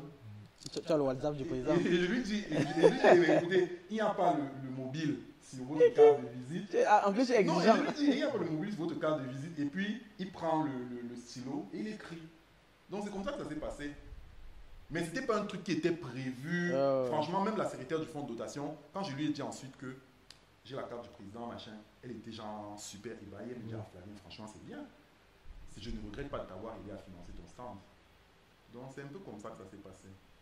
On appelle ça la grinta et le zèle. C'est grinta, ça veut dire quoi? La grinta et le zèle. C'est le zèle. Le zèle, comment? C'est le zèle et la grinta. Le zèle, okay, parce que je vais te dire, juste pour te donner une expérience complètement différente. J'ai rencontré, il n'était pas encore président. Moi, j'ai rencontré, il n'était pas encore président. Et j'ai pas fait ça. Et j'ai absolument pas fait ça. pour te dire qu'il y a effectivement, non. Il était ministre de l'économie. Il était ministre de l'économie, oui. Rencontré, je n'ai absolument pas fait ça. Pour dire qu'effectivement, il y a la capacité des gens aussi à pouvoir prendre et saisir, tu vois ce que je veux dire, leur destin dans le... Comment ça? Quand l'occasion se présente, tu vois, c'est quelque chose qu'il faut apprendre, quelque chose qu'il faut intégrer, voilà. faut intégrer ça. Comme tu disais, tout le monde ne peut pas être entreprendre, c'est entrer et prendre. I like it. Moi, honnêtement, c'est ma conception du truc. Entreprendre, c'est entrer et prendre. Si tu attends qu'on te donne, mais il y a eu un truc qui s'est passé l'année dernière. J'étais invité dans un panel ici au Crystal Palace. Il y avait un truc qui était organisé par les Canadiens. Et puis j'étais parti, parce que d'abord, bon, je t'ai d'abord dit pourquoi c'est les Canadiens qui viennent toujours organiser des trucs intéressants. Mais après, nos ministres étaient là. Il y avait le ministre des PME, et je me souviens qu'il y a 2 ans, j'ai eu un dossier, il me fallait une note du ministre des PME, j'ai déposé les dossiers à Yaoundé. Fatigué. Et je n'avais pas son contact. Et j'ai avoir son contact, j'ai pas pu. Et moi, dans le panel, quand je parlais, le ministre était là. La modératrice me demande, est-ce que vous pensez que l'État accompagne suffisamment les entrepreneurs? J'ai dit, moi je ne pense même pas que l'État ait d'abord suffisamment d'argent pour accompagner les entrepreneurs. Ils n'ont pas l'argent. L'État n'a pas l'argent. Mais l'État a la signature qui peut nous permettre d'aller décrocher l'argent pour venir au pays avec. Elle dit, mais comment vous dites ça devant le ministre? Je dis, mais je dis parce qu'il est là. Je dis ça à vous, vous n'avez pas le pouvoir, ça me sert à quoi? Je dis parce que le ministre est là. Et avant de partir ici, je vais prendre son numéro. Je ne vais pas venir là, je suis dans le panel, le ministre est assis devant moi et je ne prends pas son numéro. Comment? Il faut que l'année prochaine, si j'ai ce problème-là, j'appelle directement ou je fais le WhatsApp et je dis qu'excellence, j'ai encore eu le problème là. Et je viens le voir directement. Et quand je suis descendu, je suis allé le voir, je lui ai donné ma carte. Il m'a donné la sienne. J'ai lancé l'appel devant lui. Et je me souviens quand j'ai demandé sa carte ce jour, le gouverneur était juste à côté. Le gouverneur m'a dit, mais jeune homme, on ne demande pas le numéro d'une autorité comme ça. J'ai dit, excellence, en 2024, là, si on vous attend encore, je ne suis pas sûr qu'on va s'en sortir. Je suis obligé de demander avant qu'on me refuse. Oui. Et quand j'ai dit ça, le ministre m'a donné sa carte, il m'a donné son numéro. Et j'ai composé, j'ai lancé, ça a sonné devant lui. J'ai dit que, voilà mon numéro, je l'ai enregistré. Non, mais, non, et ce qu'il dit là, franchement, je suis très loin de ça. Je suis très loin de ça. Non, j'ai d'autres manières. Chacun a son tempérament. Mais ce qui dit vraiment, la capacité de prendre son destin en main, de ne pas faire semblant. Parce qu'il y a beaucoup de gens qui sont dans une conférence comme ça, ils font semblant comme si tout allait bien. Lui, il est là, il dit que voilà, j'ai tel problème, il faut que je résolve mon problème. Et c'est excellent. Je pense que beaucoup de personnes doivent suivre son exemple. C'est pas donné à tout le monde. Non. Avoir cette façon de... Non, c'est compliqué. Je ne suis pas sûr. Moi, si les gens le font parce qu'ils sont rassasiés. Bon, tu vois, oui, c'est là je suis rassasié. Bon, tu sais aussi, Flavien, tu vois, c'est pas tout le monde. C'est pour ça qu'il faut que les gens apprennent de toi. C'est pas tout le monde qui a le tempérament aussi. Moi, je dis par exemple, j'ai parlé de patrimoine mondial parce que les gens peuvent peut-être penser que non, il y a des gens qui ont des tempéraments qui sont différents. Je dis que j'ai vu Macron, mais je n'ai pas fait ça. Je n'ai même pas pris la photo. Je sais ce que je veux dire. Je n'ai même pas pris la photo. Je sais ce que je veux dire. Pour dire que chacun a son tempérament, mais il y a des choses aussi que je sais faire. Tu vois ce que je veux dire. Mais maintenant, c'est en se mettant ensemble qu'on sait, ok, voilà comment on fait pour, tu vois. Mais moi, j'apprécie cette manière de pouvoir saisir son opportunité, saisir sa chance. Tu vois. Mais pour revenir à la question de l'investissement des gens, des Chinois et des Arabes, etc. Il ne faut pas oublier, et Fabien le sait mieux que moi, tu vois. Notre zone-ci, là, on a été arabe. L'Afrique, c'était arabe, notamment l'Afrique de l'Ouest. Depuis des années immémoriales. C'est-à-dire, quand les Européens arrivaient ici, les premiers Européens arrivaient ici, c'était pour chercher l'huile de palme, pour graisser, avant qu'ils ne découlent le pétrole, pour graisser leurs usines là-bas. Avant qu'ils ne découlent le pétrole, maintenant ils commencent à graisser avec le pétrole. Mais pour dire qu'on a été arabe, l'Arabie, toute la zone là, ils ont des projets de permaculture là-bas pour pouvoir domestiquer. Israël a tout un ensemble de technologies qu'ils mettent pour pouvoir seulement cultiver. Absolument. Parce que chez eux, c'est extrêmement aride. Donc, ils cherchent des greniers alors que la population est en train de grandir. Tu vois ce que je veux dire? Donc, il y a toute une stratégie des pays arabes actuellement, des pays qui n'ont pour pouvoir avoir la terre ici. La Chine aussi fait la même chose. Ils ont une population de 1,4 milliard. On fait comment pour les nourrir? On fait comment pour nourrir ces gens-là? Tu vois? Nous, les 30 millions, tu penses qu'on est beaucoup. C'est 475 000 km². L'Afrique est sous-peuplée. On est sous-peuplé. Quand les gens disent que chaque Africain doit accoucher, c'est un rafale. Oui. Moi, j'ai quand même pris le combat là. Mais tu vois, regarde par une ville comme... L'Afrique, c'est 30 millions de kilomètres carrés. 30 millions de kilomètres carrés. L'Europe et l'Asie, c'est 52 millions de kilomètres carrés. L'Europe et l'Asie. Les deux combinés. L'Eurasie. Pas qu'en réalité, c'est le même continent. L'Europe et l'Asie, c'est juste une coupure... C'est un petit continent comme ça. C'est juste une coupure idéologique, mais il n'y a pas de coupure, c'est le même continent. Il n'y a pas de mec, c'est pas machin, etc. L'Europe et l'Asie, tu pars à la Russie, tu continues. Bref, pour dire quoi? Pour dire que... La Russie est sur les deux continents. Oui, la Russie est sur 2 continents. Même la Turquie aussi. La Turquie, oui. Le Bosphore qui sépare les deux. Mon prof de géographie, quand même. Tu vois. Il a fait le bon travail. Mais pour dire que ce qui dit les enjeux sont tellement énormes. Et les enjeux de l'agriculture sont... Parce que l'agriculture, c'est la base de l'industrie. C'est ça qui permet qu'on vende tout le reste. Tu vois. Tu vois, il y a beaucoup de gens qui viennent au Cameroun qui disent qu'ils font des pizzas, machin. Ils importent. C'est terrible. Hein, ils importent leur farine. Ils importent. Patrick, le pizza. Mais c'est ça que vous voulez. Ils faisaient venir le poulet par avion. Quoi? Oui. Attends, c'est pour dire quoi? Nos poulets n'ont pas le poulet. On a passé l'entretien, on a fait toutes les démarches. Heureusement, j'avais une amie qui travaillait dedans, qui nous a fait passer l'entretien, ses explications. Ils ont visité la ferme, ils ont tout validé. Mais elle me dit que Flavien, on fait venir le poulet par avion. Je t'explique. Et ce n'est pas les seuls. Ça, c'est seulement le sommet de l'iceberg. l'iceberg. De qualité et de régularité. Ce n'est pas un problème de qualité. C'est un problème d'actionnariat. Je veux dire, par exemple, il y a la même chose qui se passe par exemple avec certaines entreprises de la place et les matériels publicitaires.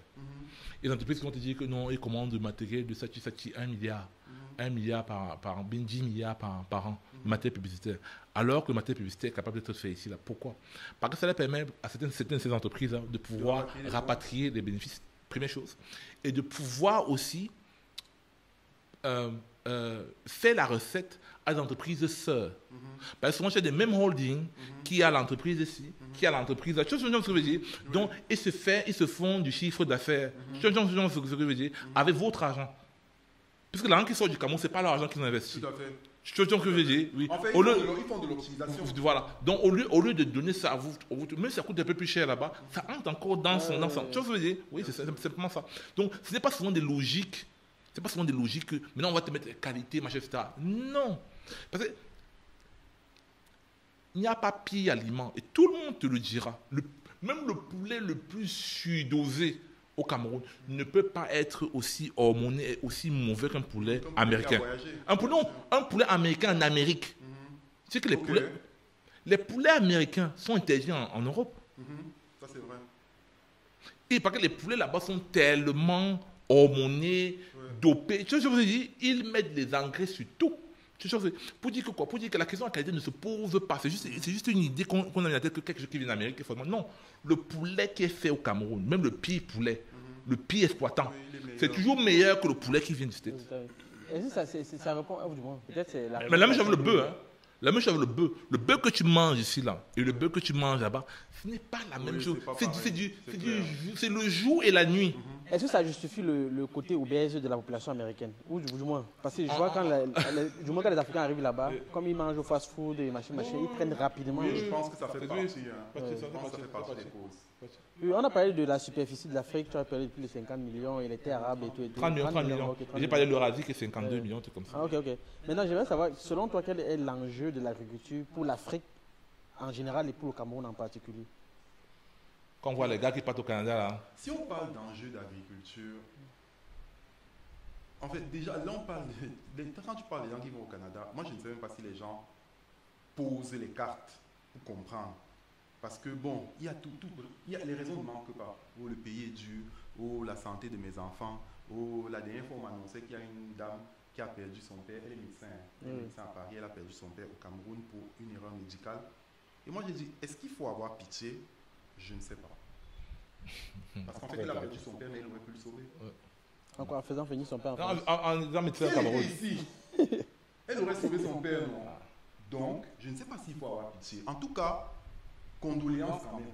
Moi, j'aimerais que tu appuies sur ce point-là. C'est un point qu'on n'attend pas beaucoup. Moi, je suis d'accord avec ça. Appuie un peu ce point. Est-ce qu'on devrait avoir pitié? Oui. Détaille un peu. Détaille. Non, moi, actuellement, là, déjà, je ne parle plus au deuil des gens qui viennent de l'étranger. Tu meurs à l'étranger, on va t'enterrer, je ne parle plus au deuil. Tu comprends? Je ne parle plus. Non, c'est le temps que je voyage. Non, je ne parle plus. Ouais, chacun doit prendre son couloir. Tu sais comment les nazis faisaient à l'époque quand ils partaient en guerre? On ne vous donnait pas l'occasion de rentrer. Quand on vous amène sur le champ de bataille, on vous laisse là. Parce que quand tu sais que tu n'as pas d'option, tu déploies toute ton énergie pour t'en sortir. Le problème, c'est que le même employé qui est ici au pays, il te dit qu'il n'arrive jamais au travail à l'heure. Il a toujours les raisons. Oh, il pleuvait. Oh, ma mère était malade. Ma fille chauffait. Il n'est jamais à l'heure. Quand il arrive en France, il cumule 3 boulots. Il est à l'heure sur les 3. Très bien dit. I like it. I like it. Non, I like it. Non, j'aime ça. Parce que quand il est là-bas, dans sa tête, il peut s'en sortir. Mais étant ici, le problème est d'abord dans sa tête. On ne peut pas. Moi, j'ai un collaborateur qui m'a dit, il y a 3 ans, je suis resté chez moi ce jour. C'est une des raisons pour lesquelles mon énergie pour m'en sortir n'est pas finie. Mon collaborateur m'a dit au bureau un jour, quand il y a eu la grippe, quand il y a eu la Covid, en 2020, il me dit que, boss, je t'admire, tu te bats, tu es persévérant, mais tu ne t'en sortiras pas au Cameroun. Dans ce pays, pour t'en sortir, tu dois avoir un père milliardaire ou tu dois avoir fait une grande école à l'étranger. Un collaborateur, il me l'a dit. On travaillait ensemble depuis il y a 2 ans et demi. Je suis resté comme ça, je me suis dit, mais si quelqu'un qui me côtoie chaque jour, il sait d'où on est parti, il pense ça veut dire que le travail, le mal est profond. Non, le mal est profond. Il y a encore le travail à faire. Et moi, je pense que on négocie trop. On accepte de côtoyer les gens qui sont là, ils veulent aller au Canada, ils cachent, ils partent à Yaoundé, ils disent malade. Non, I like it. Non, j'aime ce qu'il est en train de dire là. J'aime ce qu'il est en train de dire ça. Maintenant, si quelqu'un veut aller faire le visa, qu'il prenne son couloir. Tu comprends, non? Parce que quand on dit souvent qu'une femme mariée doit marier machin avec les célibataires, c'est parce qu'à 21h, quand tu vas dire qu'il faut que je rentre, mon mari m'attend, on va dire que tu parles. C'est la même chose. Celui qui part au Canada, c'est son couloir. Qui ne me trompe pas. Moi, j'ai mes impôts à payer, j'ai les salaires à payer, j'ai machin. On n'a pas le même couloir. Et c'est ça la réalité. Donc, quand eux, ils meurent là-bas, je vais aller pleurer quoi? J'aime beaucoup. Je pense qu'à un moment donné, il faut... Et ça, c'est une discussion que même avec mes propres frères, j'ai. Et je leur dis. Tout le monde... Moi, j'ai vu en Chine dernièrement, tu demandais qu'est-ce que j'ai appris des pays où j'ai voyagé. J'ai vu en Chine dernièrement une femme de 42 ans. Cette femme, j'ai de l'admiration pour elle. Une chinoise de 42 ans. Elle roule en Tesla. Vice-présidente du village où moi je restais. Vice-présidente du village, avec des agriculteurs de 60 ans, 70 ans, dans ce village-là. C'est la dame, elle a étudié à Pékin. Au moment où elle finit d'étudier, elle dit il y a 20 ans en Chine. Pour que les parents disent que tu as réussi, il fallait émigrer aux États-Unis. Il fallait émigrer en Amérique. Donc quand les parents se sont battus comme agriculteurs, ils l'ont envoyée à Pékin pour faire l'université. Elle finit son université, elle est ingénieure en informatique à Pékin. Elle appelle ses parents pour dire que je pense que je peux rentrer agir au village. Je pense qu'il peut faire apporter quelque chose. Les parents la maudissent. Okay. Ils maudissent que si tu mets pied ici, on te désire, on ne te reconnaît plus. Parce que les parents aimaient dire que ma fille travaille à Huawei. Ma fille travaille à Samsung, ma fille travaille dans telle grande multinationale à Pékin, ou bien elle est aux États-Unis. Comme aujourd'hui, tu vois les parents qui s'enorgueillissent, ils ont les maisons à Denver abandonnées, il n'y a personne dedans. Mais ils s'enorgueillissent et disent que j'ai tous mes enfants au Canada. Les parents comme ça autour de eux. Mais ils ne savent même pas que même l'enfant, pour leur donner le verre d'eau pour boire, ils ne vont pas avoir. Parce que ces enfants ne vont pas rentrer. Ils sont en train de s'habituer à une vie dans un pays qui n'est pas le leur, une vie qu'ils ne savent même pas comment les gens ont fait pour établir. Et après, ils se plaignent qu'ils atteignent le plafond de verre. Mais... Plafond de verre, c'est pas... J'aime ça. Parle, preach. Moi, je dis mon pasteur parle. Vas-y, parle. Quand le grand-père de ton collègue français, qui est soi-disant moins compétent que toi, se battait pour que son pays devienne ce qu'il est. Tu étais là? Ton grand-père était où? Merci. Et toi, tu dis aujourd'hui que tu dois le même poste que lui. À quelqu'un d'autre, tu es plus compétent, oh, le racisme est monté. Si tu es garçon, on va faire dans ton pays, ça se développe, on voit. Là, ils vont te respecter. Si tu restes là te plaindre, oh, le racisme est monté, descendu, on ne va jamais te respecter. Parce que quand ils mettent pied, ou bien quand ils passent sur Google, ils tapent Afrique, ils voient les enfants avec le ventre nu. On te respecte comment? On ne peut pas te respecter. Et ça, il faut que nous diasporiens le comprennent. On va tous se plaindre du fait que c'est dur, c'est monté, c'est descendu. Moi, je ne parle pas parce que j'ai mon couloir ou parce que je mange. Je ne mange pas, n'est-ce pas? Je me bats dans l'agriculture comme je le fais là. Mais les gens doivent comprendre qu'il faut une masse critique de personnes qui comprennent qu'on doit agir. Si tout le monde se lève et part, moi, ce qui est encore plus scandaleux, je vois les gens, mon gestionnaire à la banque, Il est parti. Tout. Il était pressenti pour être chef d'agence. Oui. Il est parti. Oui, beaucoup de gens. Mon gestionnaire, il travaille, sa femme travaille. Donc quand tu additionnes les deux salaires, ils sont peut-être à 1 million, 2 millions 5. Avec 2 enfants. Et quand j'ai causé avec lui, il me dit que c'est l'éducation des enfants. Au moins, il y a la santé. Il est parti. D'un pays en faillite. D'un pays en faillite. Non, ce qu'il dit, ce qu'il est en train de dire là, il dit que, comme il dit, il a tapé là où les fourmis se trouvent. Non, franchement, si moi je dis ça, on va raconter la question du plafond de verre, qui n'est pas un plafond de verre. Les gens construisent le pays, toi tu ne peux pas venir commencer à... Les gens ne peuvent pas construire le pays, toi tu viens hériter le pays. Nous, on est les consommateurs. Tu ne peux pas venir, je ne peux pas venir chez toi, je n'ai jamais rien fait pour toi, et puis je vais hériter ce que tes enfants... C'est pas comment tes parents ont fait. Ça ne passe pas comme ça, non. Et je ne parle pas de... Les gens se filment devant des bâtiments que nous on peut construire ici là. Patrick, et moi je dis souvent une chose, vous savez d'où va venir la crise sociale en Afrique? Est-ce que vous savez d'où va venir la crise sociale en Afrique? Les diasporiens, quand les choses seront bien, quand tout sera arrangé, ils vont rentrer, ils voudront les meilleurs postes que ceux qui sont restés. Oui, comme la Sierra Leone. Ils voudront les meilleurs postes que ceux qui sont restés ici. Parce qu'ils vont estimer qu'ils ont fait de grandes universités. Je reviens sur le mythe des grandes universités. J'étais avec un gars, je me souviens quand, et je vais parler de ça aujourd'hui ouvertement parce qu'il est là. J'avais eu un truc de Stanford, c'était un truc de Stanford quoi, quelque chose comme ça. Je ne suis pas parti. Les gens me posaient la question que, bon, ma mère était fatiguée de moi. Elle dit que tu n'es pas parti là-bas, pourquoi? J'ai dit, oui, que c'est que je ne veux pas que, dans l'acception populaire, on pense que ce que je fais, c'est par rapport à X, Y, Z. Tu vois ce que je veux dire, non?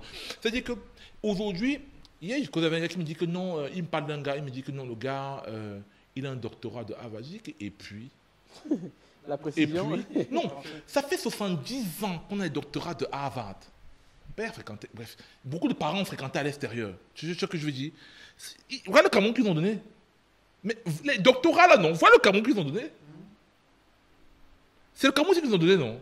C'est ça. Qui a plus fréquenté à l'extérieur que les premiers gens? Les gens qui étaient en 60, tous partaient à l'extérieur. Ils ont fréquenté en France, ils ont fréquenté. Voilà le Cameroun qu'ils ont donné. C'est-à-dire, à un moment donné, il faut qu'on réfléchisse que peut-être ça ne marche pas. La femme qui est actuellement en train de tenir la banque de Russie, ça c'est sur un autre sujet. On dit que la Russie va tomber, machin, etc. La femme qui tient la banque centrale de Russie, elle était formée à Moscou. Elle n'est pas allée en France, aux États-Unis, non. Elle était formée à Moscou. C'est ça. Flavie était formée. Il faut qu'on arrête cette infamie-là. Les gens pensent que c'est à l'extérieur.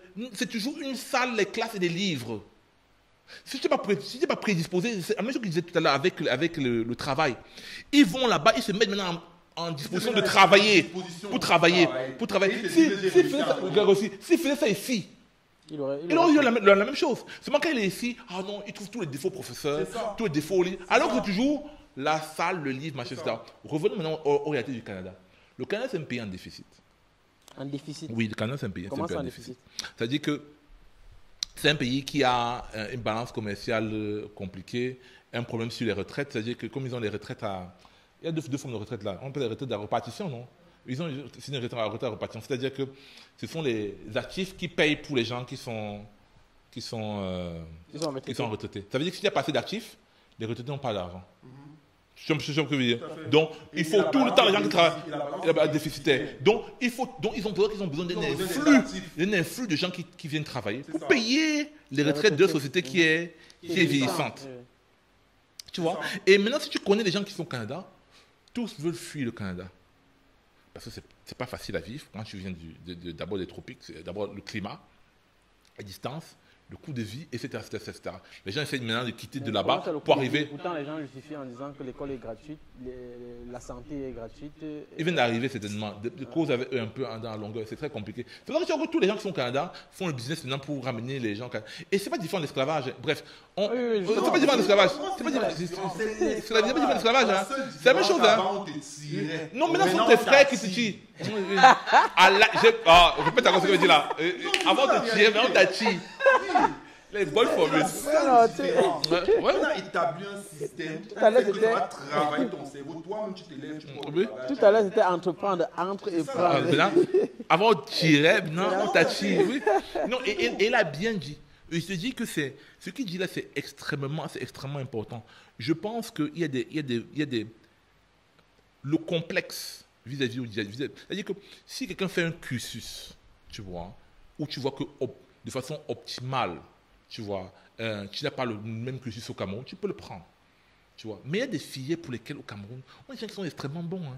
Tu as besoin d'aller. Il y a des gens qui sont extrêmement bons, extrêmement compétents et qui ont fait leurs preuves partout, qui tentent du Cameroun. Qui tentent du Cameroun. Avec des diplômes camerounais. Avec des diplômes camerounais. Donc, ce n'est pas. Il faut qu'on arrête ça et que les diasporiens aussi arrêtent aussi la pensée que parce que j'ai fait mes diplômes là-bas, je suis foncièrement supérieur à un blédard. Please, leave it out. C'est aussi une idée qui est bien vendue dans les films. Mais quand tu vois les films américains, surtout, la qualité, la façon à laquelle on vante Harvard, on te dit, OK, il est sorti de l'université d'Harvard. Mais ce qui est beau à Harvard, Stanford, tout ça, c'est qu'il s'assure de prendre les gens qui n'auraient jamais échoué. C'est ça qui est beau dans cette histoire. C'est ça le truc. On prend des super génies, on met dans le même endroit. Tu sais, par exemple, que le système américain, l'école primaire et l'école secondaire, c'est le plus mauvais système dans le monde. Tu sais ça, hein? École primaire et école secondaire, parmi les pays de l'OCDE, le système américain, c'est l'un des systèmes les plus bas. Mais ils ont un truc qu'on appelle le visa pour génie. C'est H, oui, c'est visa H. C'est-à-dire que maintenant, à l'université, ça se remplit de Chinois, d'Africains qui sont extrêmement brillants. Et c'est ça maintenant qui vient maintenant animer la Silicon Valley. C'est ça. Les Indiens. C'est pas les Américains. C'est pas les Américains. Les chiffres sont là. Non, secondaire, primaire. Là où les gars sont bons, c'est piquer les bons éléments. C'est tout. Je ne sais pas si les parents dans nos pays, en Afrique particulièrement, ou dans d'autres continents et pays émergents, tout ça, se rendent compte que les gars, quand je dis qu'on attire là, c'est quoi? Les gars sont restés comme ça, ils disent que laissez-les élever leurs enfants. Payer, et qui paye pour ça? Et quand ils grandissent maintenant, on fait le filtre comme ça, on pique les meilleurs. On prend avec. C'est l'esclavage, c'est la même chose. C'est la même chose. C'est la même chose. En fait, c'est ça. C'est la même chose, rien n'a changé. En fait, moi, mais bon, enfin, moi, j'ai envie de parler d'agriculture. Ok, donne-nous les opportunités. Non, mais on parle de ce qui te plaît. Parfois, moi, je ne veux même plus donner mon avis. Parce que parfois, on dit même que les gens sont en Europe. Certains n'ont même pas les papiers. Oui. Certains n'ont même pas les papiers. Ils partent, ils ont tous les papiers. Ils marchent en route, personne ne lui demande. Ils partent, ils n'ont pas les papiers. Dans le stress. Mais il n'a pas les papiers. Certains, même les parents meurent. Ils ne viennent pas. Parce que s'il vient, il ne va plus rentrer. Je dis, bon, tu es né là-bas. Viens-tu calmement? En fait, franchement. Non, mais c'est que dit. Voilà, c'est ça. Ils ont un visa pour individu à capacité extraordinaire. C'est ça que je te donne. Ok, pour le jeune qui nous suit et qui est peut-être indécis, quelles sont les opportunités qu'offre l'agriculture au Cameroun? Déjà, au moins en suivant ça, il va dire non, ok les gars, je reste. Je vais te dire la même chose que j'ai dit en 2017. En 2017, on m'a invité à X Polytechnique à Paris. Là, on parle de l'étranger, machin. Moi, je suis resté au Cameroun. On m'a invité à on m'a envoyé le mail. Ah, vraiment, on vous invite à Paris. Venez parler aux étudiants. Je suis parti leur parler. Et après, il y a un Congolais qui m'a demandé dans la salle quels sont les secteurs porteurs en Afrique. Parce qu'il m'a demandé. Parce que X, quand même, c'est pas les enfants. Jean Bakata. C'est pas le quartier. Voilà. C'est pas le quartier. C'est pas le quartier. Et il m'a demandé ça. Moi, je lui ai demandé que mon petit, qu'est-ce qui fonctionne dans ton pays? Ne cherchez pas les secteurs porteurs. Cherchez les secteurs qui vous accrochent. Cherchez un secteur qui est relié à votre pourquoi. Moi, j'ai la photo de ma grand-mère dans mon bureau. À la maison comme dans mon bureau. Même ça profite, c'est une photo WhatsApp. À chaque fois que c'est dur, je regarde ma grand-mère et je dis que non. Même si ce n'est que pour elle, je vais le faire. Donc, même si on coupe tous mes membres, je suis couché là, je vais toujours le faire. Ce n'est que ça qui peut t'amener à réussir. Mais pour ça, il faut que tu sois dans un secteur qui t'approche. Je lui ai dit, rien ne marche. Quand tu dis les opportunités dans l'agriculture, quelle filière dans l'agriculture fonctionne? Quelle filière dans l'agriculture fonctionne? On a besoin d'intervention dans toutes les filières. J'ai seulement envie de dire que choisis ta part de couloir. et tu décides que tu vas être une solution dans le couloir, comme moi j'ai décidé que je vais être une solution dans le poulet. C'est tout ce qu'il faut faire. Ok, un spécialiste du poulet. Aujourd'hui, c'est ça. C'est le poulet qui fait. Parce que c'est ça aussi quelque chose. On confond les économies européennes aux économies ici. Dans un pays, dans nos pays ici, là, tu dois tout faire. Tu dois tout faire. C'est-à-dire que si tu n'es pas... Mais c'est ce que les Libanais font. Et le milliardaire libanais qui est en Tanzanie, je pense que c'est l'un des plus riches, je connais le monsieur là, non. Il expliquait dans une interview, je pense que c'est BBC, bien fort, il disait que non, il a commencé à faire telle chose, après il a vu qu'il y avait le manque là-bas, il a aussi fait là-bas. Même Dangote, c'est la même chose. Avant que tu puisses te concentrer sur un pays où tout est à construire, tu dois toucher tout. Il va faire ça, après il va commencer à toucher la provenderie. Il est obligé, parce qu'à un moment donné, tu te rends compte que tu ne peux pas avoir structuré un secteur et en amont, le gars qui te livre le truc, c'est difficile parce que lui n'est pas structuré, tu es obligé de remonter. C'est comme ça. C'est comme ça. C'est comme ça. Donc, dans nos pays, si tu dois toucher encore à tout, comme il le disait, et surtout, je voulais revenir sur ce dernier point-là, on dit pas la réussite. Ce que les gens pensent être la réussite. Chacun a sa définition. Hein. Non. Et maintenant, dans la tête des gens, la réussite de beaucoup de personnes, c'est que non. Il a parlé quelque chose de très important, le pourquoi. Les gens ne savent plus, dans leur idée de succès, de mettre les gens à l'intérieur. J'ai beaucoup aimé quand il parle de sa grammaire. Ça veut dire qu'au moins, son succès a un relent qui est communautaire. Ça ne sert à rien d'avoir une grosse maison et devant ta maison, il y a la poubelle. Je dirais même qu'ici, devant, il y a la poubelle. Mais pour dire que tu vois ce que je veux dire. Mais ça ne sert à rien, tu vois ce que je veux dire. Il faudrait que les gens recalibrent ce qu'on appelle succès. Parce que les gens disent que succès, c'est que je suis dans un quartier, la route, il y a les trous partout, j'ai le 4x4. C'est ça, avoir le succès.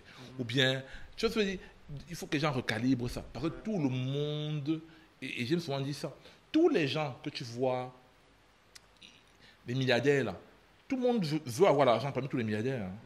Mais il y a quelqu'un qui a 160 milliards, l'autre qui a 7, l'autre qui a 8, l'autre qui a 15, l'autre qui a 20, l'autre qui a 1, l'autre qui a 800 millions. Ils sont tous riches. Mais chacun... C'est par niveau. Tu vois ce que je veux dire? Tout le monde ne doit pas arriver à l'apex. Chacun a sa trajectoire. Tu vois ce que je veux dire? Mais maintenant, c'est le pourquoi là qui va faire qu'à la moment de la journée, tu es quand même content de ce que tu as fait. Tu as fait. Voilà. C'est bon, ça. Et si ces notions-là sont quantifiables, tu vas difficilement arriver. Quelqu'un qui me dit qu'il va réussir quand j'aurai, je ne sais pas, 2 milliards, 3 milliards, ou quelqu'un qui me dit que ce qui me motive, c'est l'argent. Pour moi, la meilleure façon de réussir, c'est de puiser son énergie dans quelque chose qui ne tarit pas. Puiser son énergie dans quelque chose qui ne tarit pas. Si tu puises ton énergie dans ton salaire, ça tarit. Le vin, ça peut être fini.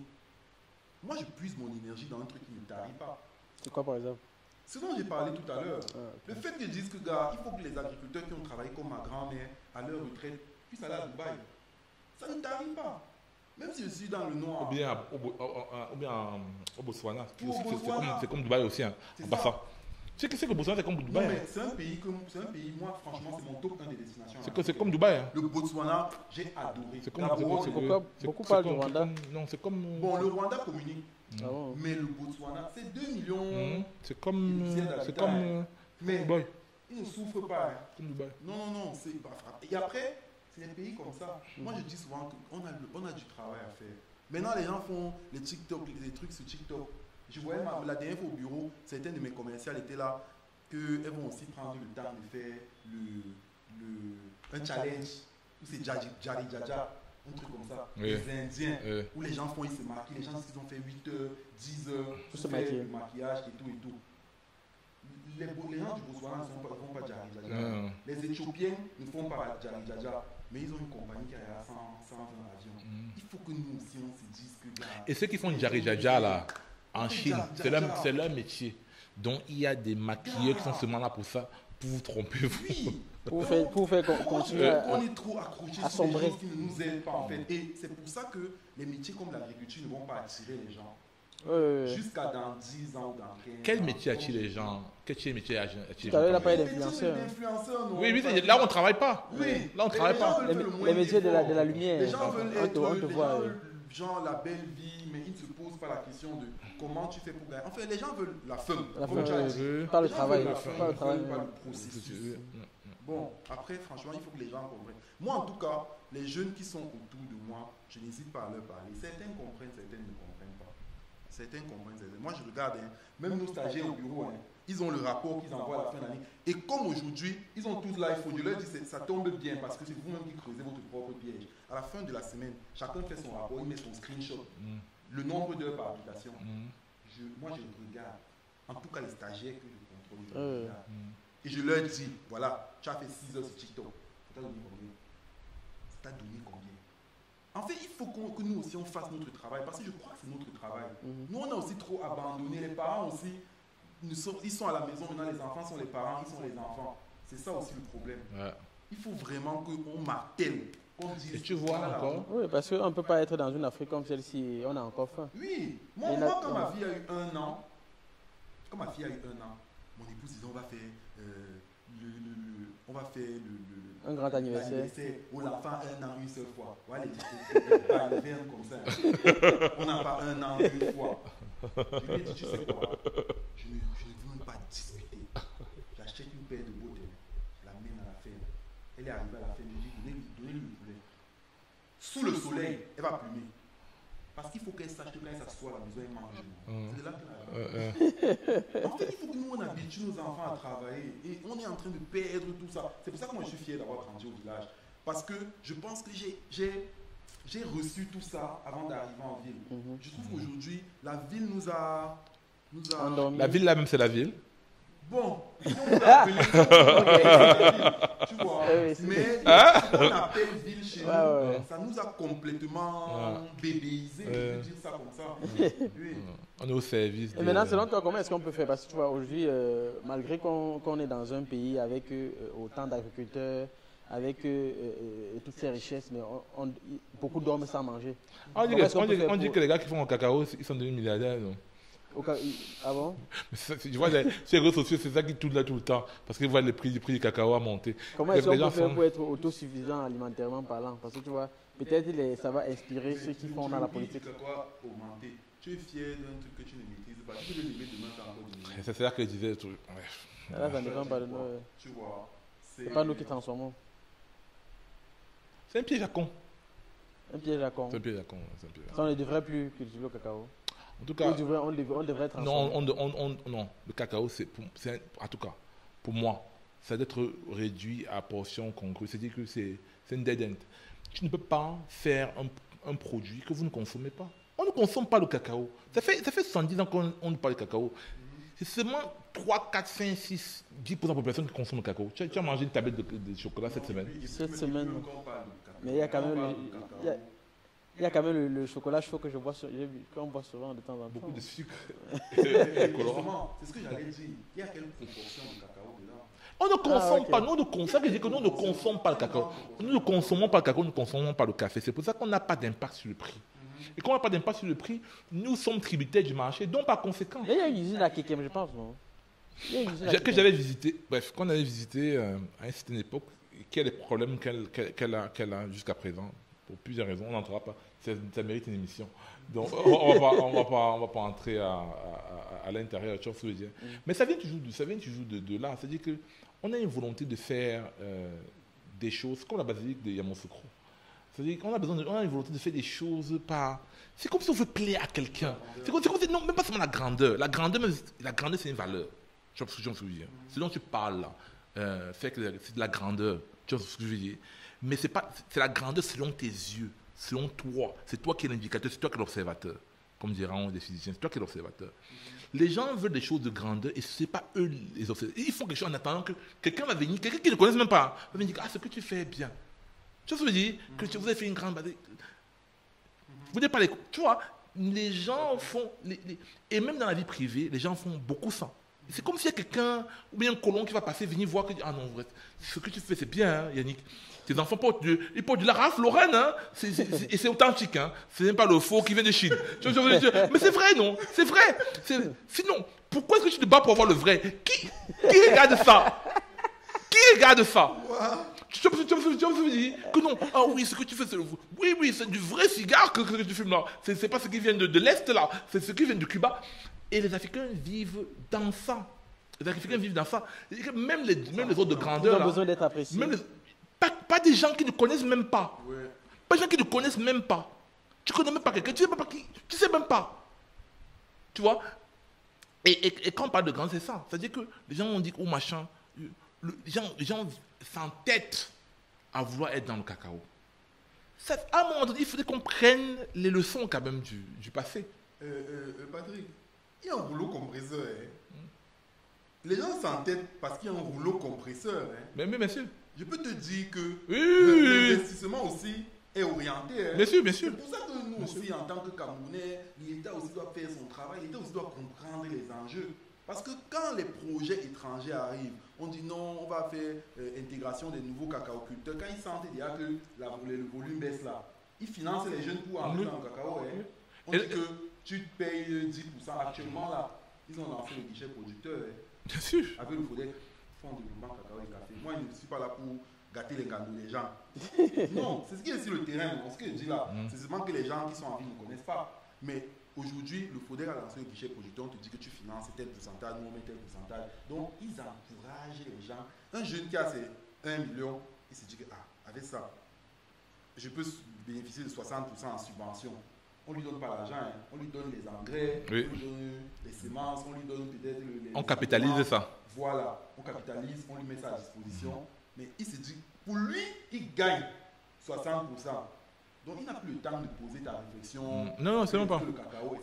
Et on ne peut pas lui en vouloir. C'est comme le gars qui saute de l'immeuble parce que le feu le poursuit. Voilà. Non, mais tu vois, tu sais comment le cacao est introduit chez nous. C'est comment le café est introduit chez nous. Moi, je sais que c'était, on fouettait les gens pour faire. Et on demandait de brûler, on brûlait les champs des gens. Tout à fait. Pourquoi on oublie pourquoi on oublie ce qu'on mangeait? Mon père nous a raconté ça. On brûle ce que tu cultives, on t'impose l'autre. Oui. Et on te dit de faire le cacao. Et maintenant on te dit que... S'il te plaît, c'est avec le soutien de l'église. Oui, et c'est comme ça. Attends, et c'est le cacao là. Non mais, c'est la réalité, non? Et le cacao, c'est venu en paire. C'est comme ça que le CFA est entré chez nous. Les gens mangeaient. Ils avaient leur circuit, non? Ils n'avaient pas besoin d'argent. Peut-être que même quand on a introduit l'argent, les gens n'avaient pas besoin d'argent. Donc il fallait un moyen de faire que les gens commencent à utiliser l'argent. Donc il fallait faire deux choses. Il faut centraliser ce que les gens utilisent tous les jours, c'est-à-dire la nourriture. Tu vois? C'est-à-dire qu'il ne faut plus qu'ils aient accès à la nourriture facilement. Donc on rase vos champs. On vous fait planter quelque chose que vous ne consommez pas, mais que vous êtes obligé de vendre pour avoir l'argent, pour acheter maintenant ce que vous allez consommer. C'est fort ça. Ouais. Non, c'est pas, c'est documenté. Ouais. C'est les livres de, comment on appelle le gars là, le Togolais, le ministre togolais là, l'ancien ministre de l'économie togolais là, très intelligent là, qu'on a rencontré sur Paris, s'appelle Kako Nubokpo. Oui, Kako Nubokpo, qui parle de ça. L'introduction du CFA, c'est vrai que le CFA a été introduit chez nous. C'est-à-dire que, puisque les gens vivaient leur vie, les gens n'ont pas besoin d'argent dans les villages, les gens n'ont pas besoin d'argent. Donc il fallait trouver un moyen de faire que les gens commencent à utiliser l'argent. Il faut toujours que les Africains, c'est nous qui croyons qu'on est en bon voyage. C'est ça. Les gens ont les yeux ouverts. Nous, on est là, on croit que c'est facile. Les gens sont nos amis et tout. On cherche l'amitié. On attend que les gens nous apprécient. Ce que tu fais bien. Moi, je dis toujours aux gens, c'est que quand les gens font toujours des discours, ils vont montrer qu'ils sont très intelligents. L'histoire de démontrer que les Africains sont intelligents, les mecs, ils ont résolu le combat là. C'est fini depuis. Non, oui, le truc de la négritude, c'est passé. C'est-à-dire qu'ils ont approuvé aux Blancs que les Blancs sont intelligents. Les Noirs sont intelligents, excuse-moi. Et ça tenait des discours. On n'a plus besoin, on n'est plus là-bas. Ce que nous, on doit faire là maintenant, en tout cas pour moi, c'est qu'il faut réaliser ce que les gens ont pensé. On doit peut-être être un truc de...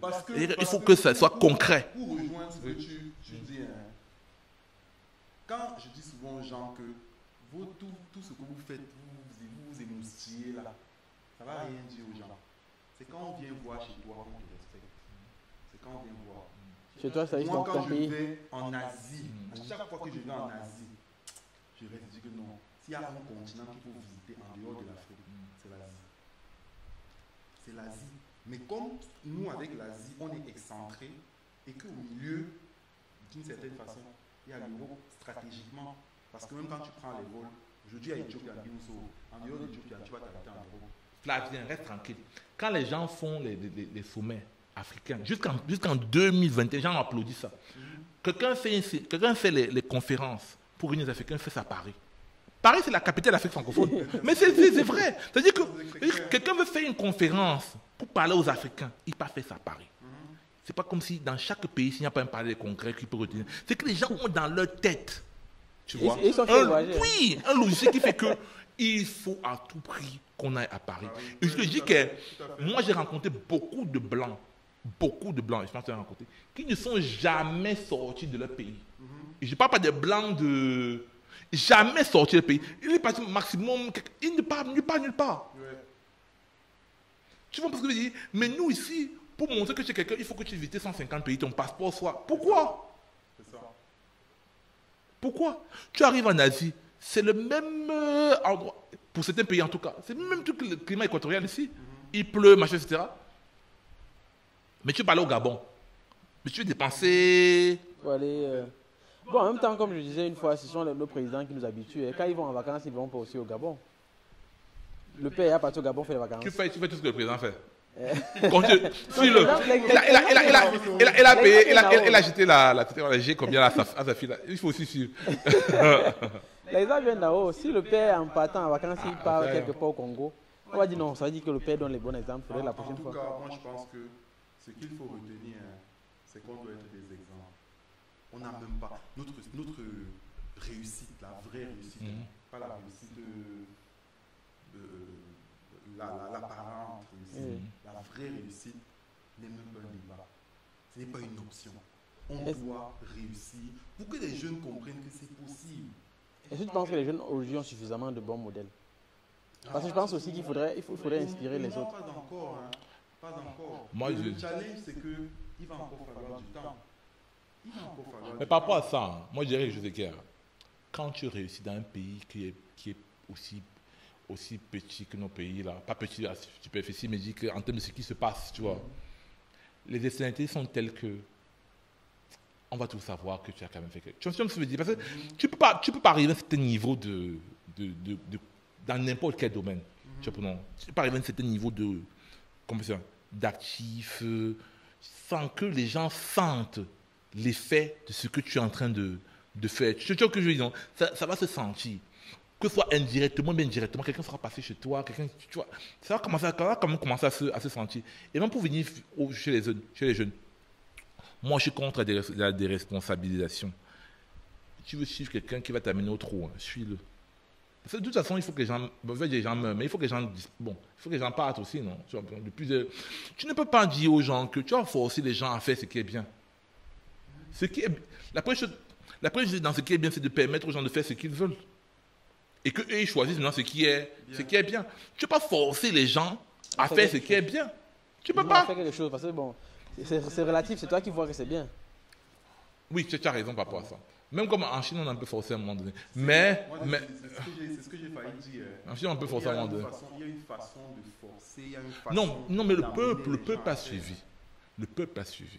Parce que si tu regardes un peu, on ne va pas entrer dans trop de trucs, mais si tu regardes la marche, ce qu'ils appellent la marche des révolutionnaires, ils ont commencé à combien? Ils ont fini à combien? On dit qu'ils ont commencé à 80 000, ils ont fini à 5 000. Et puis le peuple les a encore. Le peuple a demandé à faire cette émancipation-là. Les gens les ont suivis.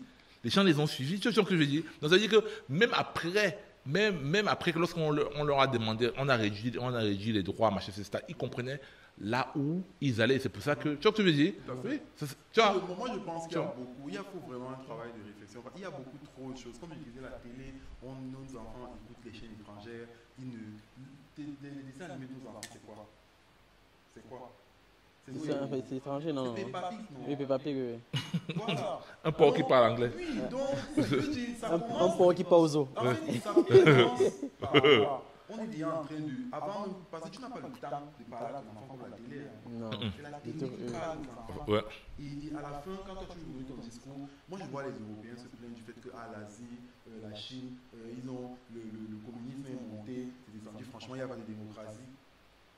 Moi, quand j'arrive en Chine, je n'ai jamais vu un pays développé comme ça. Je n'ai jamais vu. Et ce qu'ils vont foutre. Je suis allé aux États-Unis, en France, partout. Je n'ai jamais vu. Et c'est l'agriculture qui t'a fait voyager comme ça? Oui, c'est l'agriculture qui m'a fait voyager. Après, parce que je voulais voyager aussi. Oui, je fais même quoi à l'école depuis haut. Mais sincèrement, il faut que tu changes de métier. Il faut que tu changes de métier. Dès ce soir. Dès ce soir. Tu te laves les poulets aussi. Je mets la Chine ici. Les autres là, c'est pas. Regarde, tu lances le poulet aussi. Non, mais pour dire ça, franchement, moi j'ai dit ça au début. Non, sincèrement, c'est. Il faut faire son métier avec tout son cœur. Les Parce gens, qu'en même temps. Tu sais le problème des Camerounais. Pourquoi beaucoup de Camerounais ne vont pas réussir? On est toujours en train de faire en attendant de trouver mieux. On est toujours à vos marques préparées. Dans tout, dans tout. Les Camerounais sont à vos marques préparées. Ils ne mettent pas le cœur. On ne met pas le cœur. Ils ne font pas, ils ne mettent pas le cœur à l'ouvrage, comme on dit. Ils font en attendant. Quelqu'un travaille chez toi en attendant. Il utilise ton internet, il cherche le travail, il pose les CV ailleurs. Et il ne fait pas bien ce qu'il a fait. Parce que s'il ne se rend pas compte que c'est ça qui va déterminer la suite. Une femme est même dans un foyer en attendant que quelqu'un d'autre la drague. Oui, monsieur. Tu peux faire comme ça que je suis dans les. Peut-être c'est mon cas. Moi, je ne suis pas dans le métier en attendant. C'est pour ça, parce que quand je dis que je vais comment pour voyager l'agriculture, il y a une dame, une policière de frontière, qui, quand moi je viens, régulièrement je la croise parfois quand je voyage et tout. Et l'année dernière, elle me dit que mais c'est l'agriculture qui veut voyager, que mon fils doit faire l'agriculture. Et je lui ai dit, maman, ne partez pas à la maison prendre votre fils, il est peut-être là DJ, il écoute ses musiques, vous venez lui dire de faire l'agriculture. Personne ne m'a dit de faire l'agriculture. Parce que si quelqu'un m'avait dit de faire l'agriculture, je serais allé l'attraper dans les années 2020-2021 là. On aurait lutté copieusement. Que là où tu m'as envoyé là. C'est la mort. C'est sûr que la femme là t'a bien fouillé quand tu étais agriculteur. Peut-être qu'elle a cru que tu faisais dans la drogue. Moi j'ai été marié, j'ai divorcé en tant qu'entrepreneur. C'est quand même des phases importantes de ta vie par lesquelles tu passes. Ce que je dis aux gens, c'est que tu es entrepreneur, non? Ça va avoir de l'impact sur toute ta vie. Ne pense pas que l'entrepreneuriat demande ton travail. Ça va avoir de l'impact sur toute ta vie. C'est pour ça qu'aujourd'hui, même mes relations, je les travaille. Si je sens que quelqu'un n'est pas dans mon couloir, je ne te côtoie pas. Et on est amis, mais je ne te côtoie pas. Et je ne négocie pas ça. Parce que sinon, tu te retrouves avec plein de personnes qui ne sont pas dans ta sphère, qui n'épousent pas les mêmes valeurs que toi, et qui te perdent le temps, en fait. Toi, j'ai l'impression que c'est beaucoup de travail. Est-ce qu'il y a un moment donné où tu te reposes, tu as des hobbies, tu joues le zéro, bouillon, tarot? Bien sûr. Non, mais arrêtez, ce qu'il dit là, tu ne peux pas être entrepreneur au Cameroun et tu as une vie sociale, machin. Parce que même moi, ça ne peut pas se vie. Non, mais moi j'ai un ami, une fois, là, je crois il y a un mois à peu près, avant que je voyage là, il me dit, s'il te plaît, il faudrait qu'on cause. Je lui dis, ok, parlons-nous à 17h. J'aurai un créneau à 17h. Pendant que je rentre là, je peux t'appeler, je suis en train de conduire, je t'appelle. Il me dit, ok. 16h55, je lui écris. Je dis, voilà, je suis en train de partir du bureau. On peut donc s'appeler. On peut s'appeler maintenant. Il n'appelle pas. À 19h, il m'écrit en me disant, ouais, il y avait plus d'électricité dans mon quartier. On peut se parler maintenant. Je lui dis non, je suis en train de faire une séance de kinésithérapie parce que je fais une séance de kinésithérapie chaque semaine. Je dis non, je suis en train de faire ma séance de kinésithérapie. Le kinésithérapie, quand il arrive, c'est 1 heure. 1 heure que je paye. S'il t'appelle pendant l'heure, là, c'est l'heure que je paye, gars. Donc, tu vois, et lui, après 1 heure, il doit partir. Je lui dis, appelle-moi à 20h15 parce que je vais finir genre à 20h. Et en général, je dois à 21h. Je dois à 21h à 4h. Je dis, appelle-moi à 20h15. Il m'appelle à 20h50, quelque chose comme ça, quand j'étais déjà en train de me préparer à dormir. Je lui dis que, mais gars, je lui ai dit appelle-moi à 20h15. Il me dit, il était en train de prendre une bière. Il s'est oublié. Tu penses que si je fonctionne avec quelqu'un comme ça, je vais m'en sortir? Je ne dis pas aux gens de calculer leur vie. Mais il faut gérer le retour. Il faut assumer le résultat. Parce que les mêmes gens qui te disent que non, tu es discipliné, tu es trop organisé, tu es millimétré. Moi, j'ai une cousine qui me dit ça. Quand elle vient, elle est vétérinaire, quand elle vient à Douala, elle reste chez moi et toi, elle me dit, franchement, Flavien, tu es millimétré. Que, gars, avec ta femme qui est partie, la prochaine femme qui va venir va s'en sortir. Comment ton planning et machin. Et je lui dis, il y a 2 sœurs là. Non, je lui dis ceci. Les mêmes de gens qui se plaignent du fait qu'on est trop organisé, on est millimétré, on est machin. Là, on avait rendez-vous, je suis arrivé, je me suis excusé parce que j'étais censé arriver à 18h, tu vois. Parce que je sais, là, il y a quelqu'un qui m'appelle aussi parce que j'avais un autre rendez-vous. En fait, ça va s'enchaîner. Donc, il faut être conscient de ça. Mais les gens ne le savent pas. Bizarrement, les mêmes gens qui te disent que tu es trop structuré, tu es trop organisé, quand ils ont des problèmes, tu sais qu'ils appellent. C'est lui qui est structuré. Et moi, j'ai une tactique. Hein, j'ai une tactique. Là, quand quelqu'un me demande des rendez-vous, surtout quand les gens que je ne connais pas. Peut-être que je ne devrais pas dire ça. Généralement, je donne rendez-vous. Je me donne rendez-vous une semaine après. Je dis, tu me vois. Tu dis, ok. On peut se voir mardi la semaine prochaine. Je trouve un créneau. À 11h. Je dis, je vais te voir à 11h. La majeure partie des Camerounais oublient. C'est-à-dire que ça marche à tous les coups. Mais tu sais pourquoi ils oublient? La bière. Parce qu'ils n'ont pas d'agenda. Mais c'est-à-dire que la majeure partie des Camerounais oublient. Si il y a quelqu'un qui est bon, on se voit la semaine prochaine, mercredi, à 12h. 10 à 10 personnes, 10 Camerounais. Peut-être un seul va t'appeler à l'heure dite. Il dit que peut-être un seul. Parce que les gens vivent comme si la vie allait s'arrêter le soir. Tu vois, ça c'est en termes d'opportunité. Hein. Il va attraper des opportunités comme si la vie allait s'arrêter le soir. Mais il planifie les dépenses comme s'il allait vivre éternellement. C'est comme ça que c'est comme ça. Oui, c'est comme ça les gens. Oui, il planifie les opportunités, c'est comme si la vie allait s'arrêter. Tout est urgent en termes d'opportunités. Mais pour les dépenses, c'est comme s'il allait vivre toute sa vie. Tu vois ce que je veux dire? Oui. Comme s'il n'y a pas de problème. On va gérer dépenses comme je veux, machin, etc. Donc, il a complètement raison. Maintenant, la vie millimétrée, c'est... non, il est vraiment... Il est très high. Il est très high. Et en même temps, comme je disais tout à l'heure, on a besoin des modèles comme toi. Parce que je me rappelle à l'époque, parce que j'ai eu à faire des poulets aussi, hein, mais quand je l'élevais, c'était beaucoup plus pour les baptèmes. Je ciblais la période de baptême. Exactement, c'est nous. Et justement, j'avais mes 20 poulets pour mes oncles. Non, je ne pensais pas aussi loin que ça. Et les périodes de Noël. C'est pas passer loin. C'est pas que toi tu penses loin dans ton domaine. Oui, non, il faut qu'il restitue les choses. Écoute ça, toi tu penses loin dans ton domaine, dans le domaine qui te plaît, qui te passionne, tu penses loin à l'intérieur et beaucoup de gens te prennent pour un fou, y compris moi. Donc pour dire qu'effectivement, non. Moi je pense que effectivement tu as raison de relater ton exemple sur le poulet, mais je ne pense pas que ça te concerne parce que dans ton domaine, tu as ton plan, tu veux faire tes choses, tu veux. Maintenant, c'est la capacité de pouvoir se donner les moyens. Une deuxième chose, parce que quand je le vois, merci beaucoup à parler, la question de l'ego. C'est l'ego. Quand tu as beaucoup d'ego, tu ne peux pas avancer. Tu ne peux pas avancer. Moi, je dis tout le temps aux gens, c'est que il faut marcher, comme on passe en ça, toi et moi, que les médailles ne se portent pas. On ne marche pas avec la médaille. La médaille, c'est fait pour rester à la maison. Tu vois ce que je veux dire?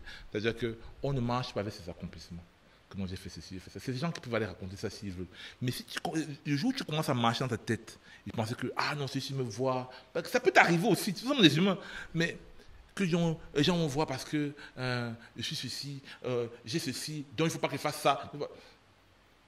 Là, tu commences déjà à descendre. Parce que ça veut dire que tu commences à te bloquer. Que non, je n'ai pas fait ceci. Parce que les gens ont pensé ceci.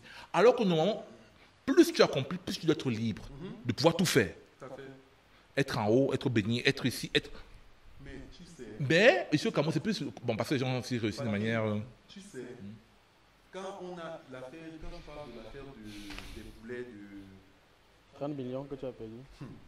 J'ai eu mal au cœur. J'ai eu un pincement là, parce qu'elle paye 500. Quand on a signé un contrat avec un supermarché, quand ils sont arrivés au Cameroun, ils signent un contrat avec le supermarché, on dit on va livrer 8 000 poulets par mois, au minimum.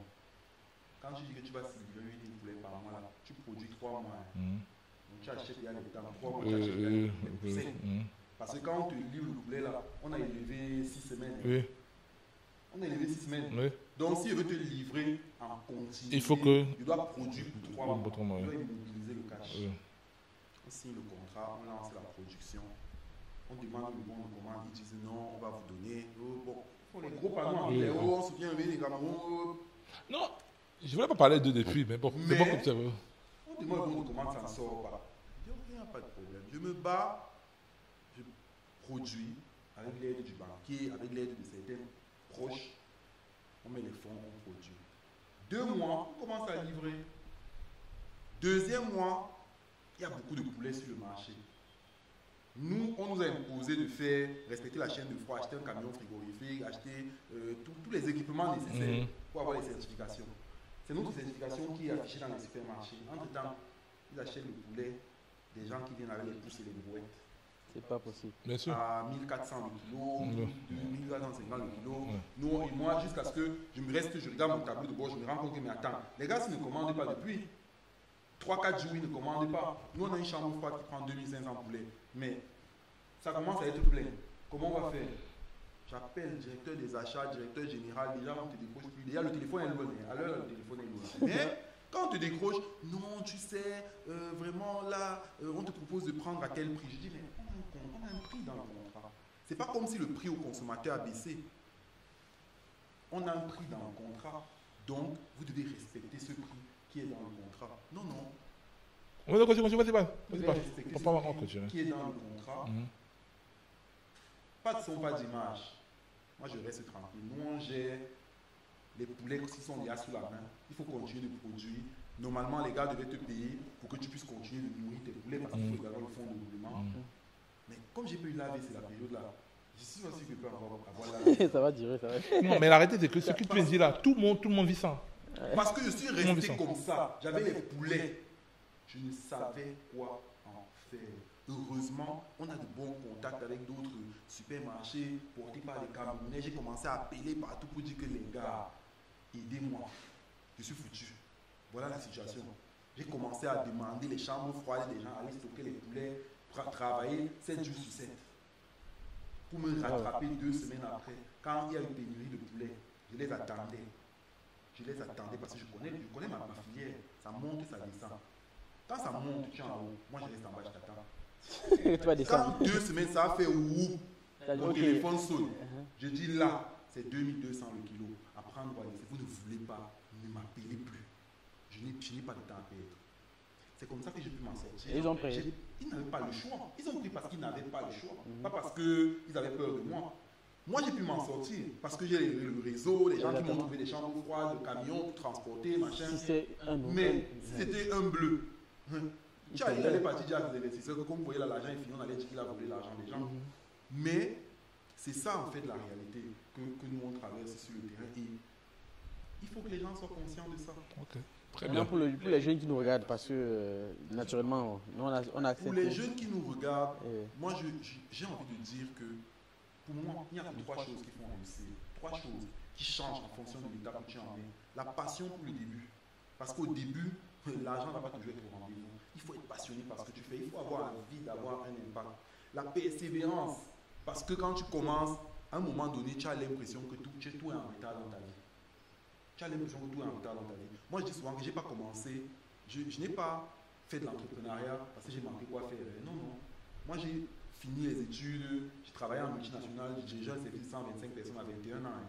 Donc, je touchais les salaires à 7 chiffres quand j'ai eu 20 ans. Mais 21 ans sonnant, je touchais un salaire à 7 chiffres. Voiture neuve, appartement à Bonandio.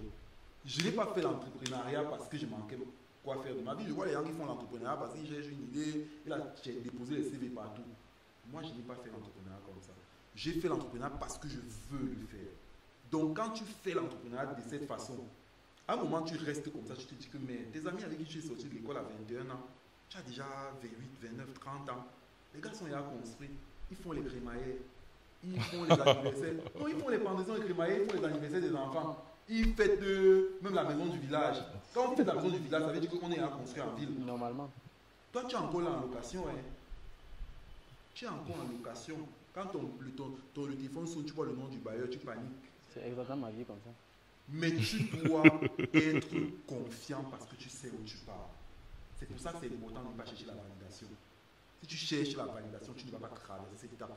Tu as besoin de persévérance pour traverser ça. Et à l'étape là, je te promets, même les gens qui sont autour de toi, ils ne comprennent pas où tu pars. Même ta femme qui dort à côté de toi, parfois ils ne comprennent pas. Les membres de ta famille, tes frères et soeurs, tes parents, Mon père, quand je démissionnais, on a fait 3 ans sans se parler. Parce que il est fier de dire mon fils travaille dans telle multinationale. Quand après, il se retrouve en réunion, surtout dans nos réunions des pâtés bamileke là, ton fils a fait quoi? On dit qu'il fait la rigueur. Il a quoi? Aquaponie, il va s'en sortir avec ça. Les parents ont honte. Disons les choses comme elles sont.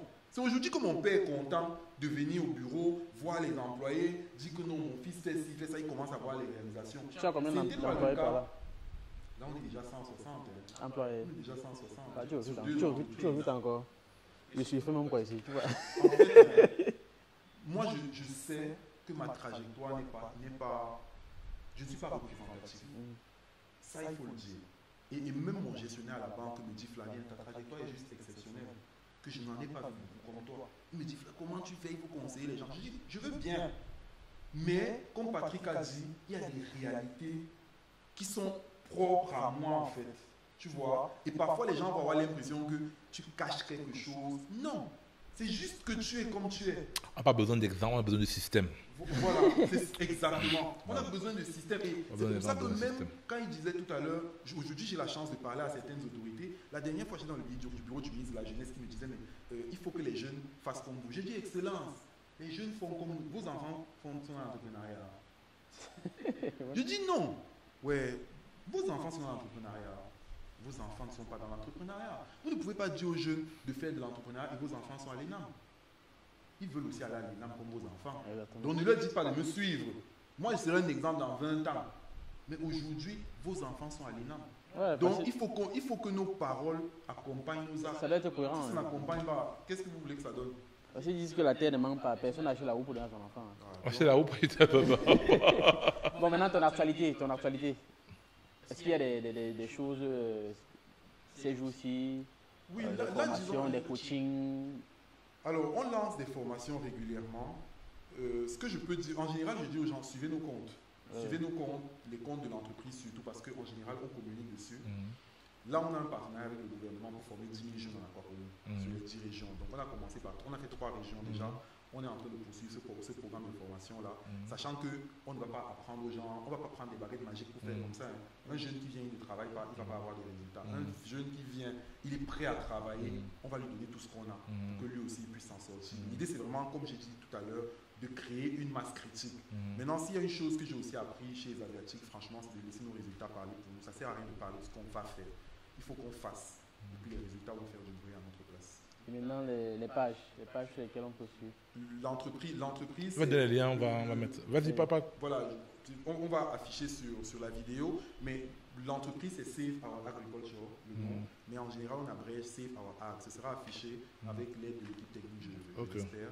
Et puis sur mes comptes personnels aussi, c'est Flavien Kwacha. Je tâche de communiquer au maximum sur ce qu'on fait. On applaudit pour tu es exceptionnel. Ouais. Bon, ok, merci de nous avoir suivis jusqu'ici. Nous avons reçu aujourd'hui Flavien Kwacha, qui est agriculteur et qui conduit, pas une moto, il a une voiture. Il fait des séances chez le kinésithérapeute. Et qui nous a tellement... moi, je conseille aux gens de faire... Enfin, pourquoi je fais ça? Pour parenthèse, si vous permettez. Parce que, comme j'ai dit, l'entrepreneuriat a eu de l'impact dans ma vie personnelle.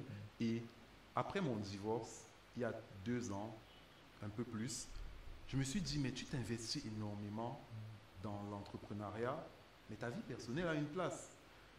Il y a un triptyque qu'il faut avoir. Il faut avoir une routine alimentaire, il faut avoir une routine sportive, il faut avoir une routine intellectuelle. Les 3 là, si tu ne les as pas, ne t'engages pas dans l'entrepreneuriat. Quand moi je vois les gens être milliardaires avec le gros ventre, je pense qu'il y a quelque chose qui a manqué. Sinon, tu vas passer. Non! Je ne suis pas milliardaire. Si tu es milliardaire avec le gros ventre, je peux me trouver, mon frère. Je dis gros ventre, c'est pas ça. Hein. C'est pas il y a des gens qui sont milliardaires, mais qui passent 3 jours sur 7 à l'hôpital. C'est quand même scandaleux. Parce que un milliardaire, c'est quelqu'un qui a de la ressource. On est d'accord, non? Bon, milliardaire, ça dépend. Bon, quand je dis milliardaire, je dis milliardaire. Dans l'imagerie populaire. Non, ce que toi ou moi, on sera dans 10 ans.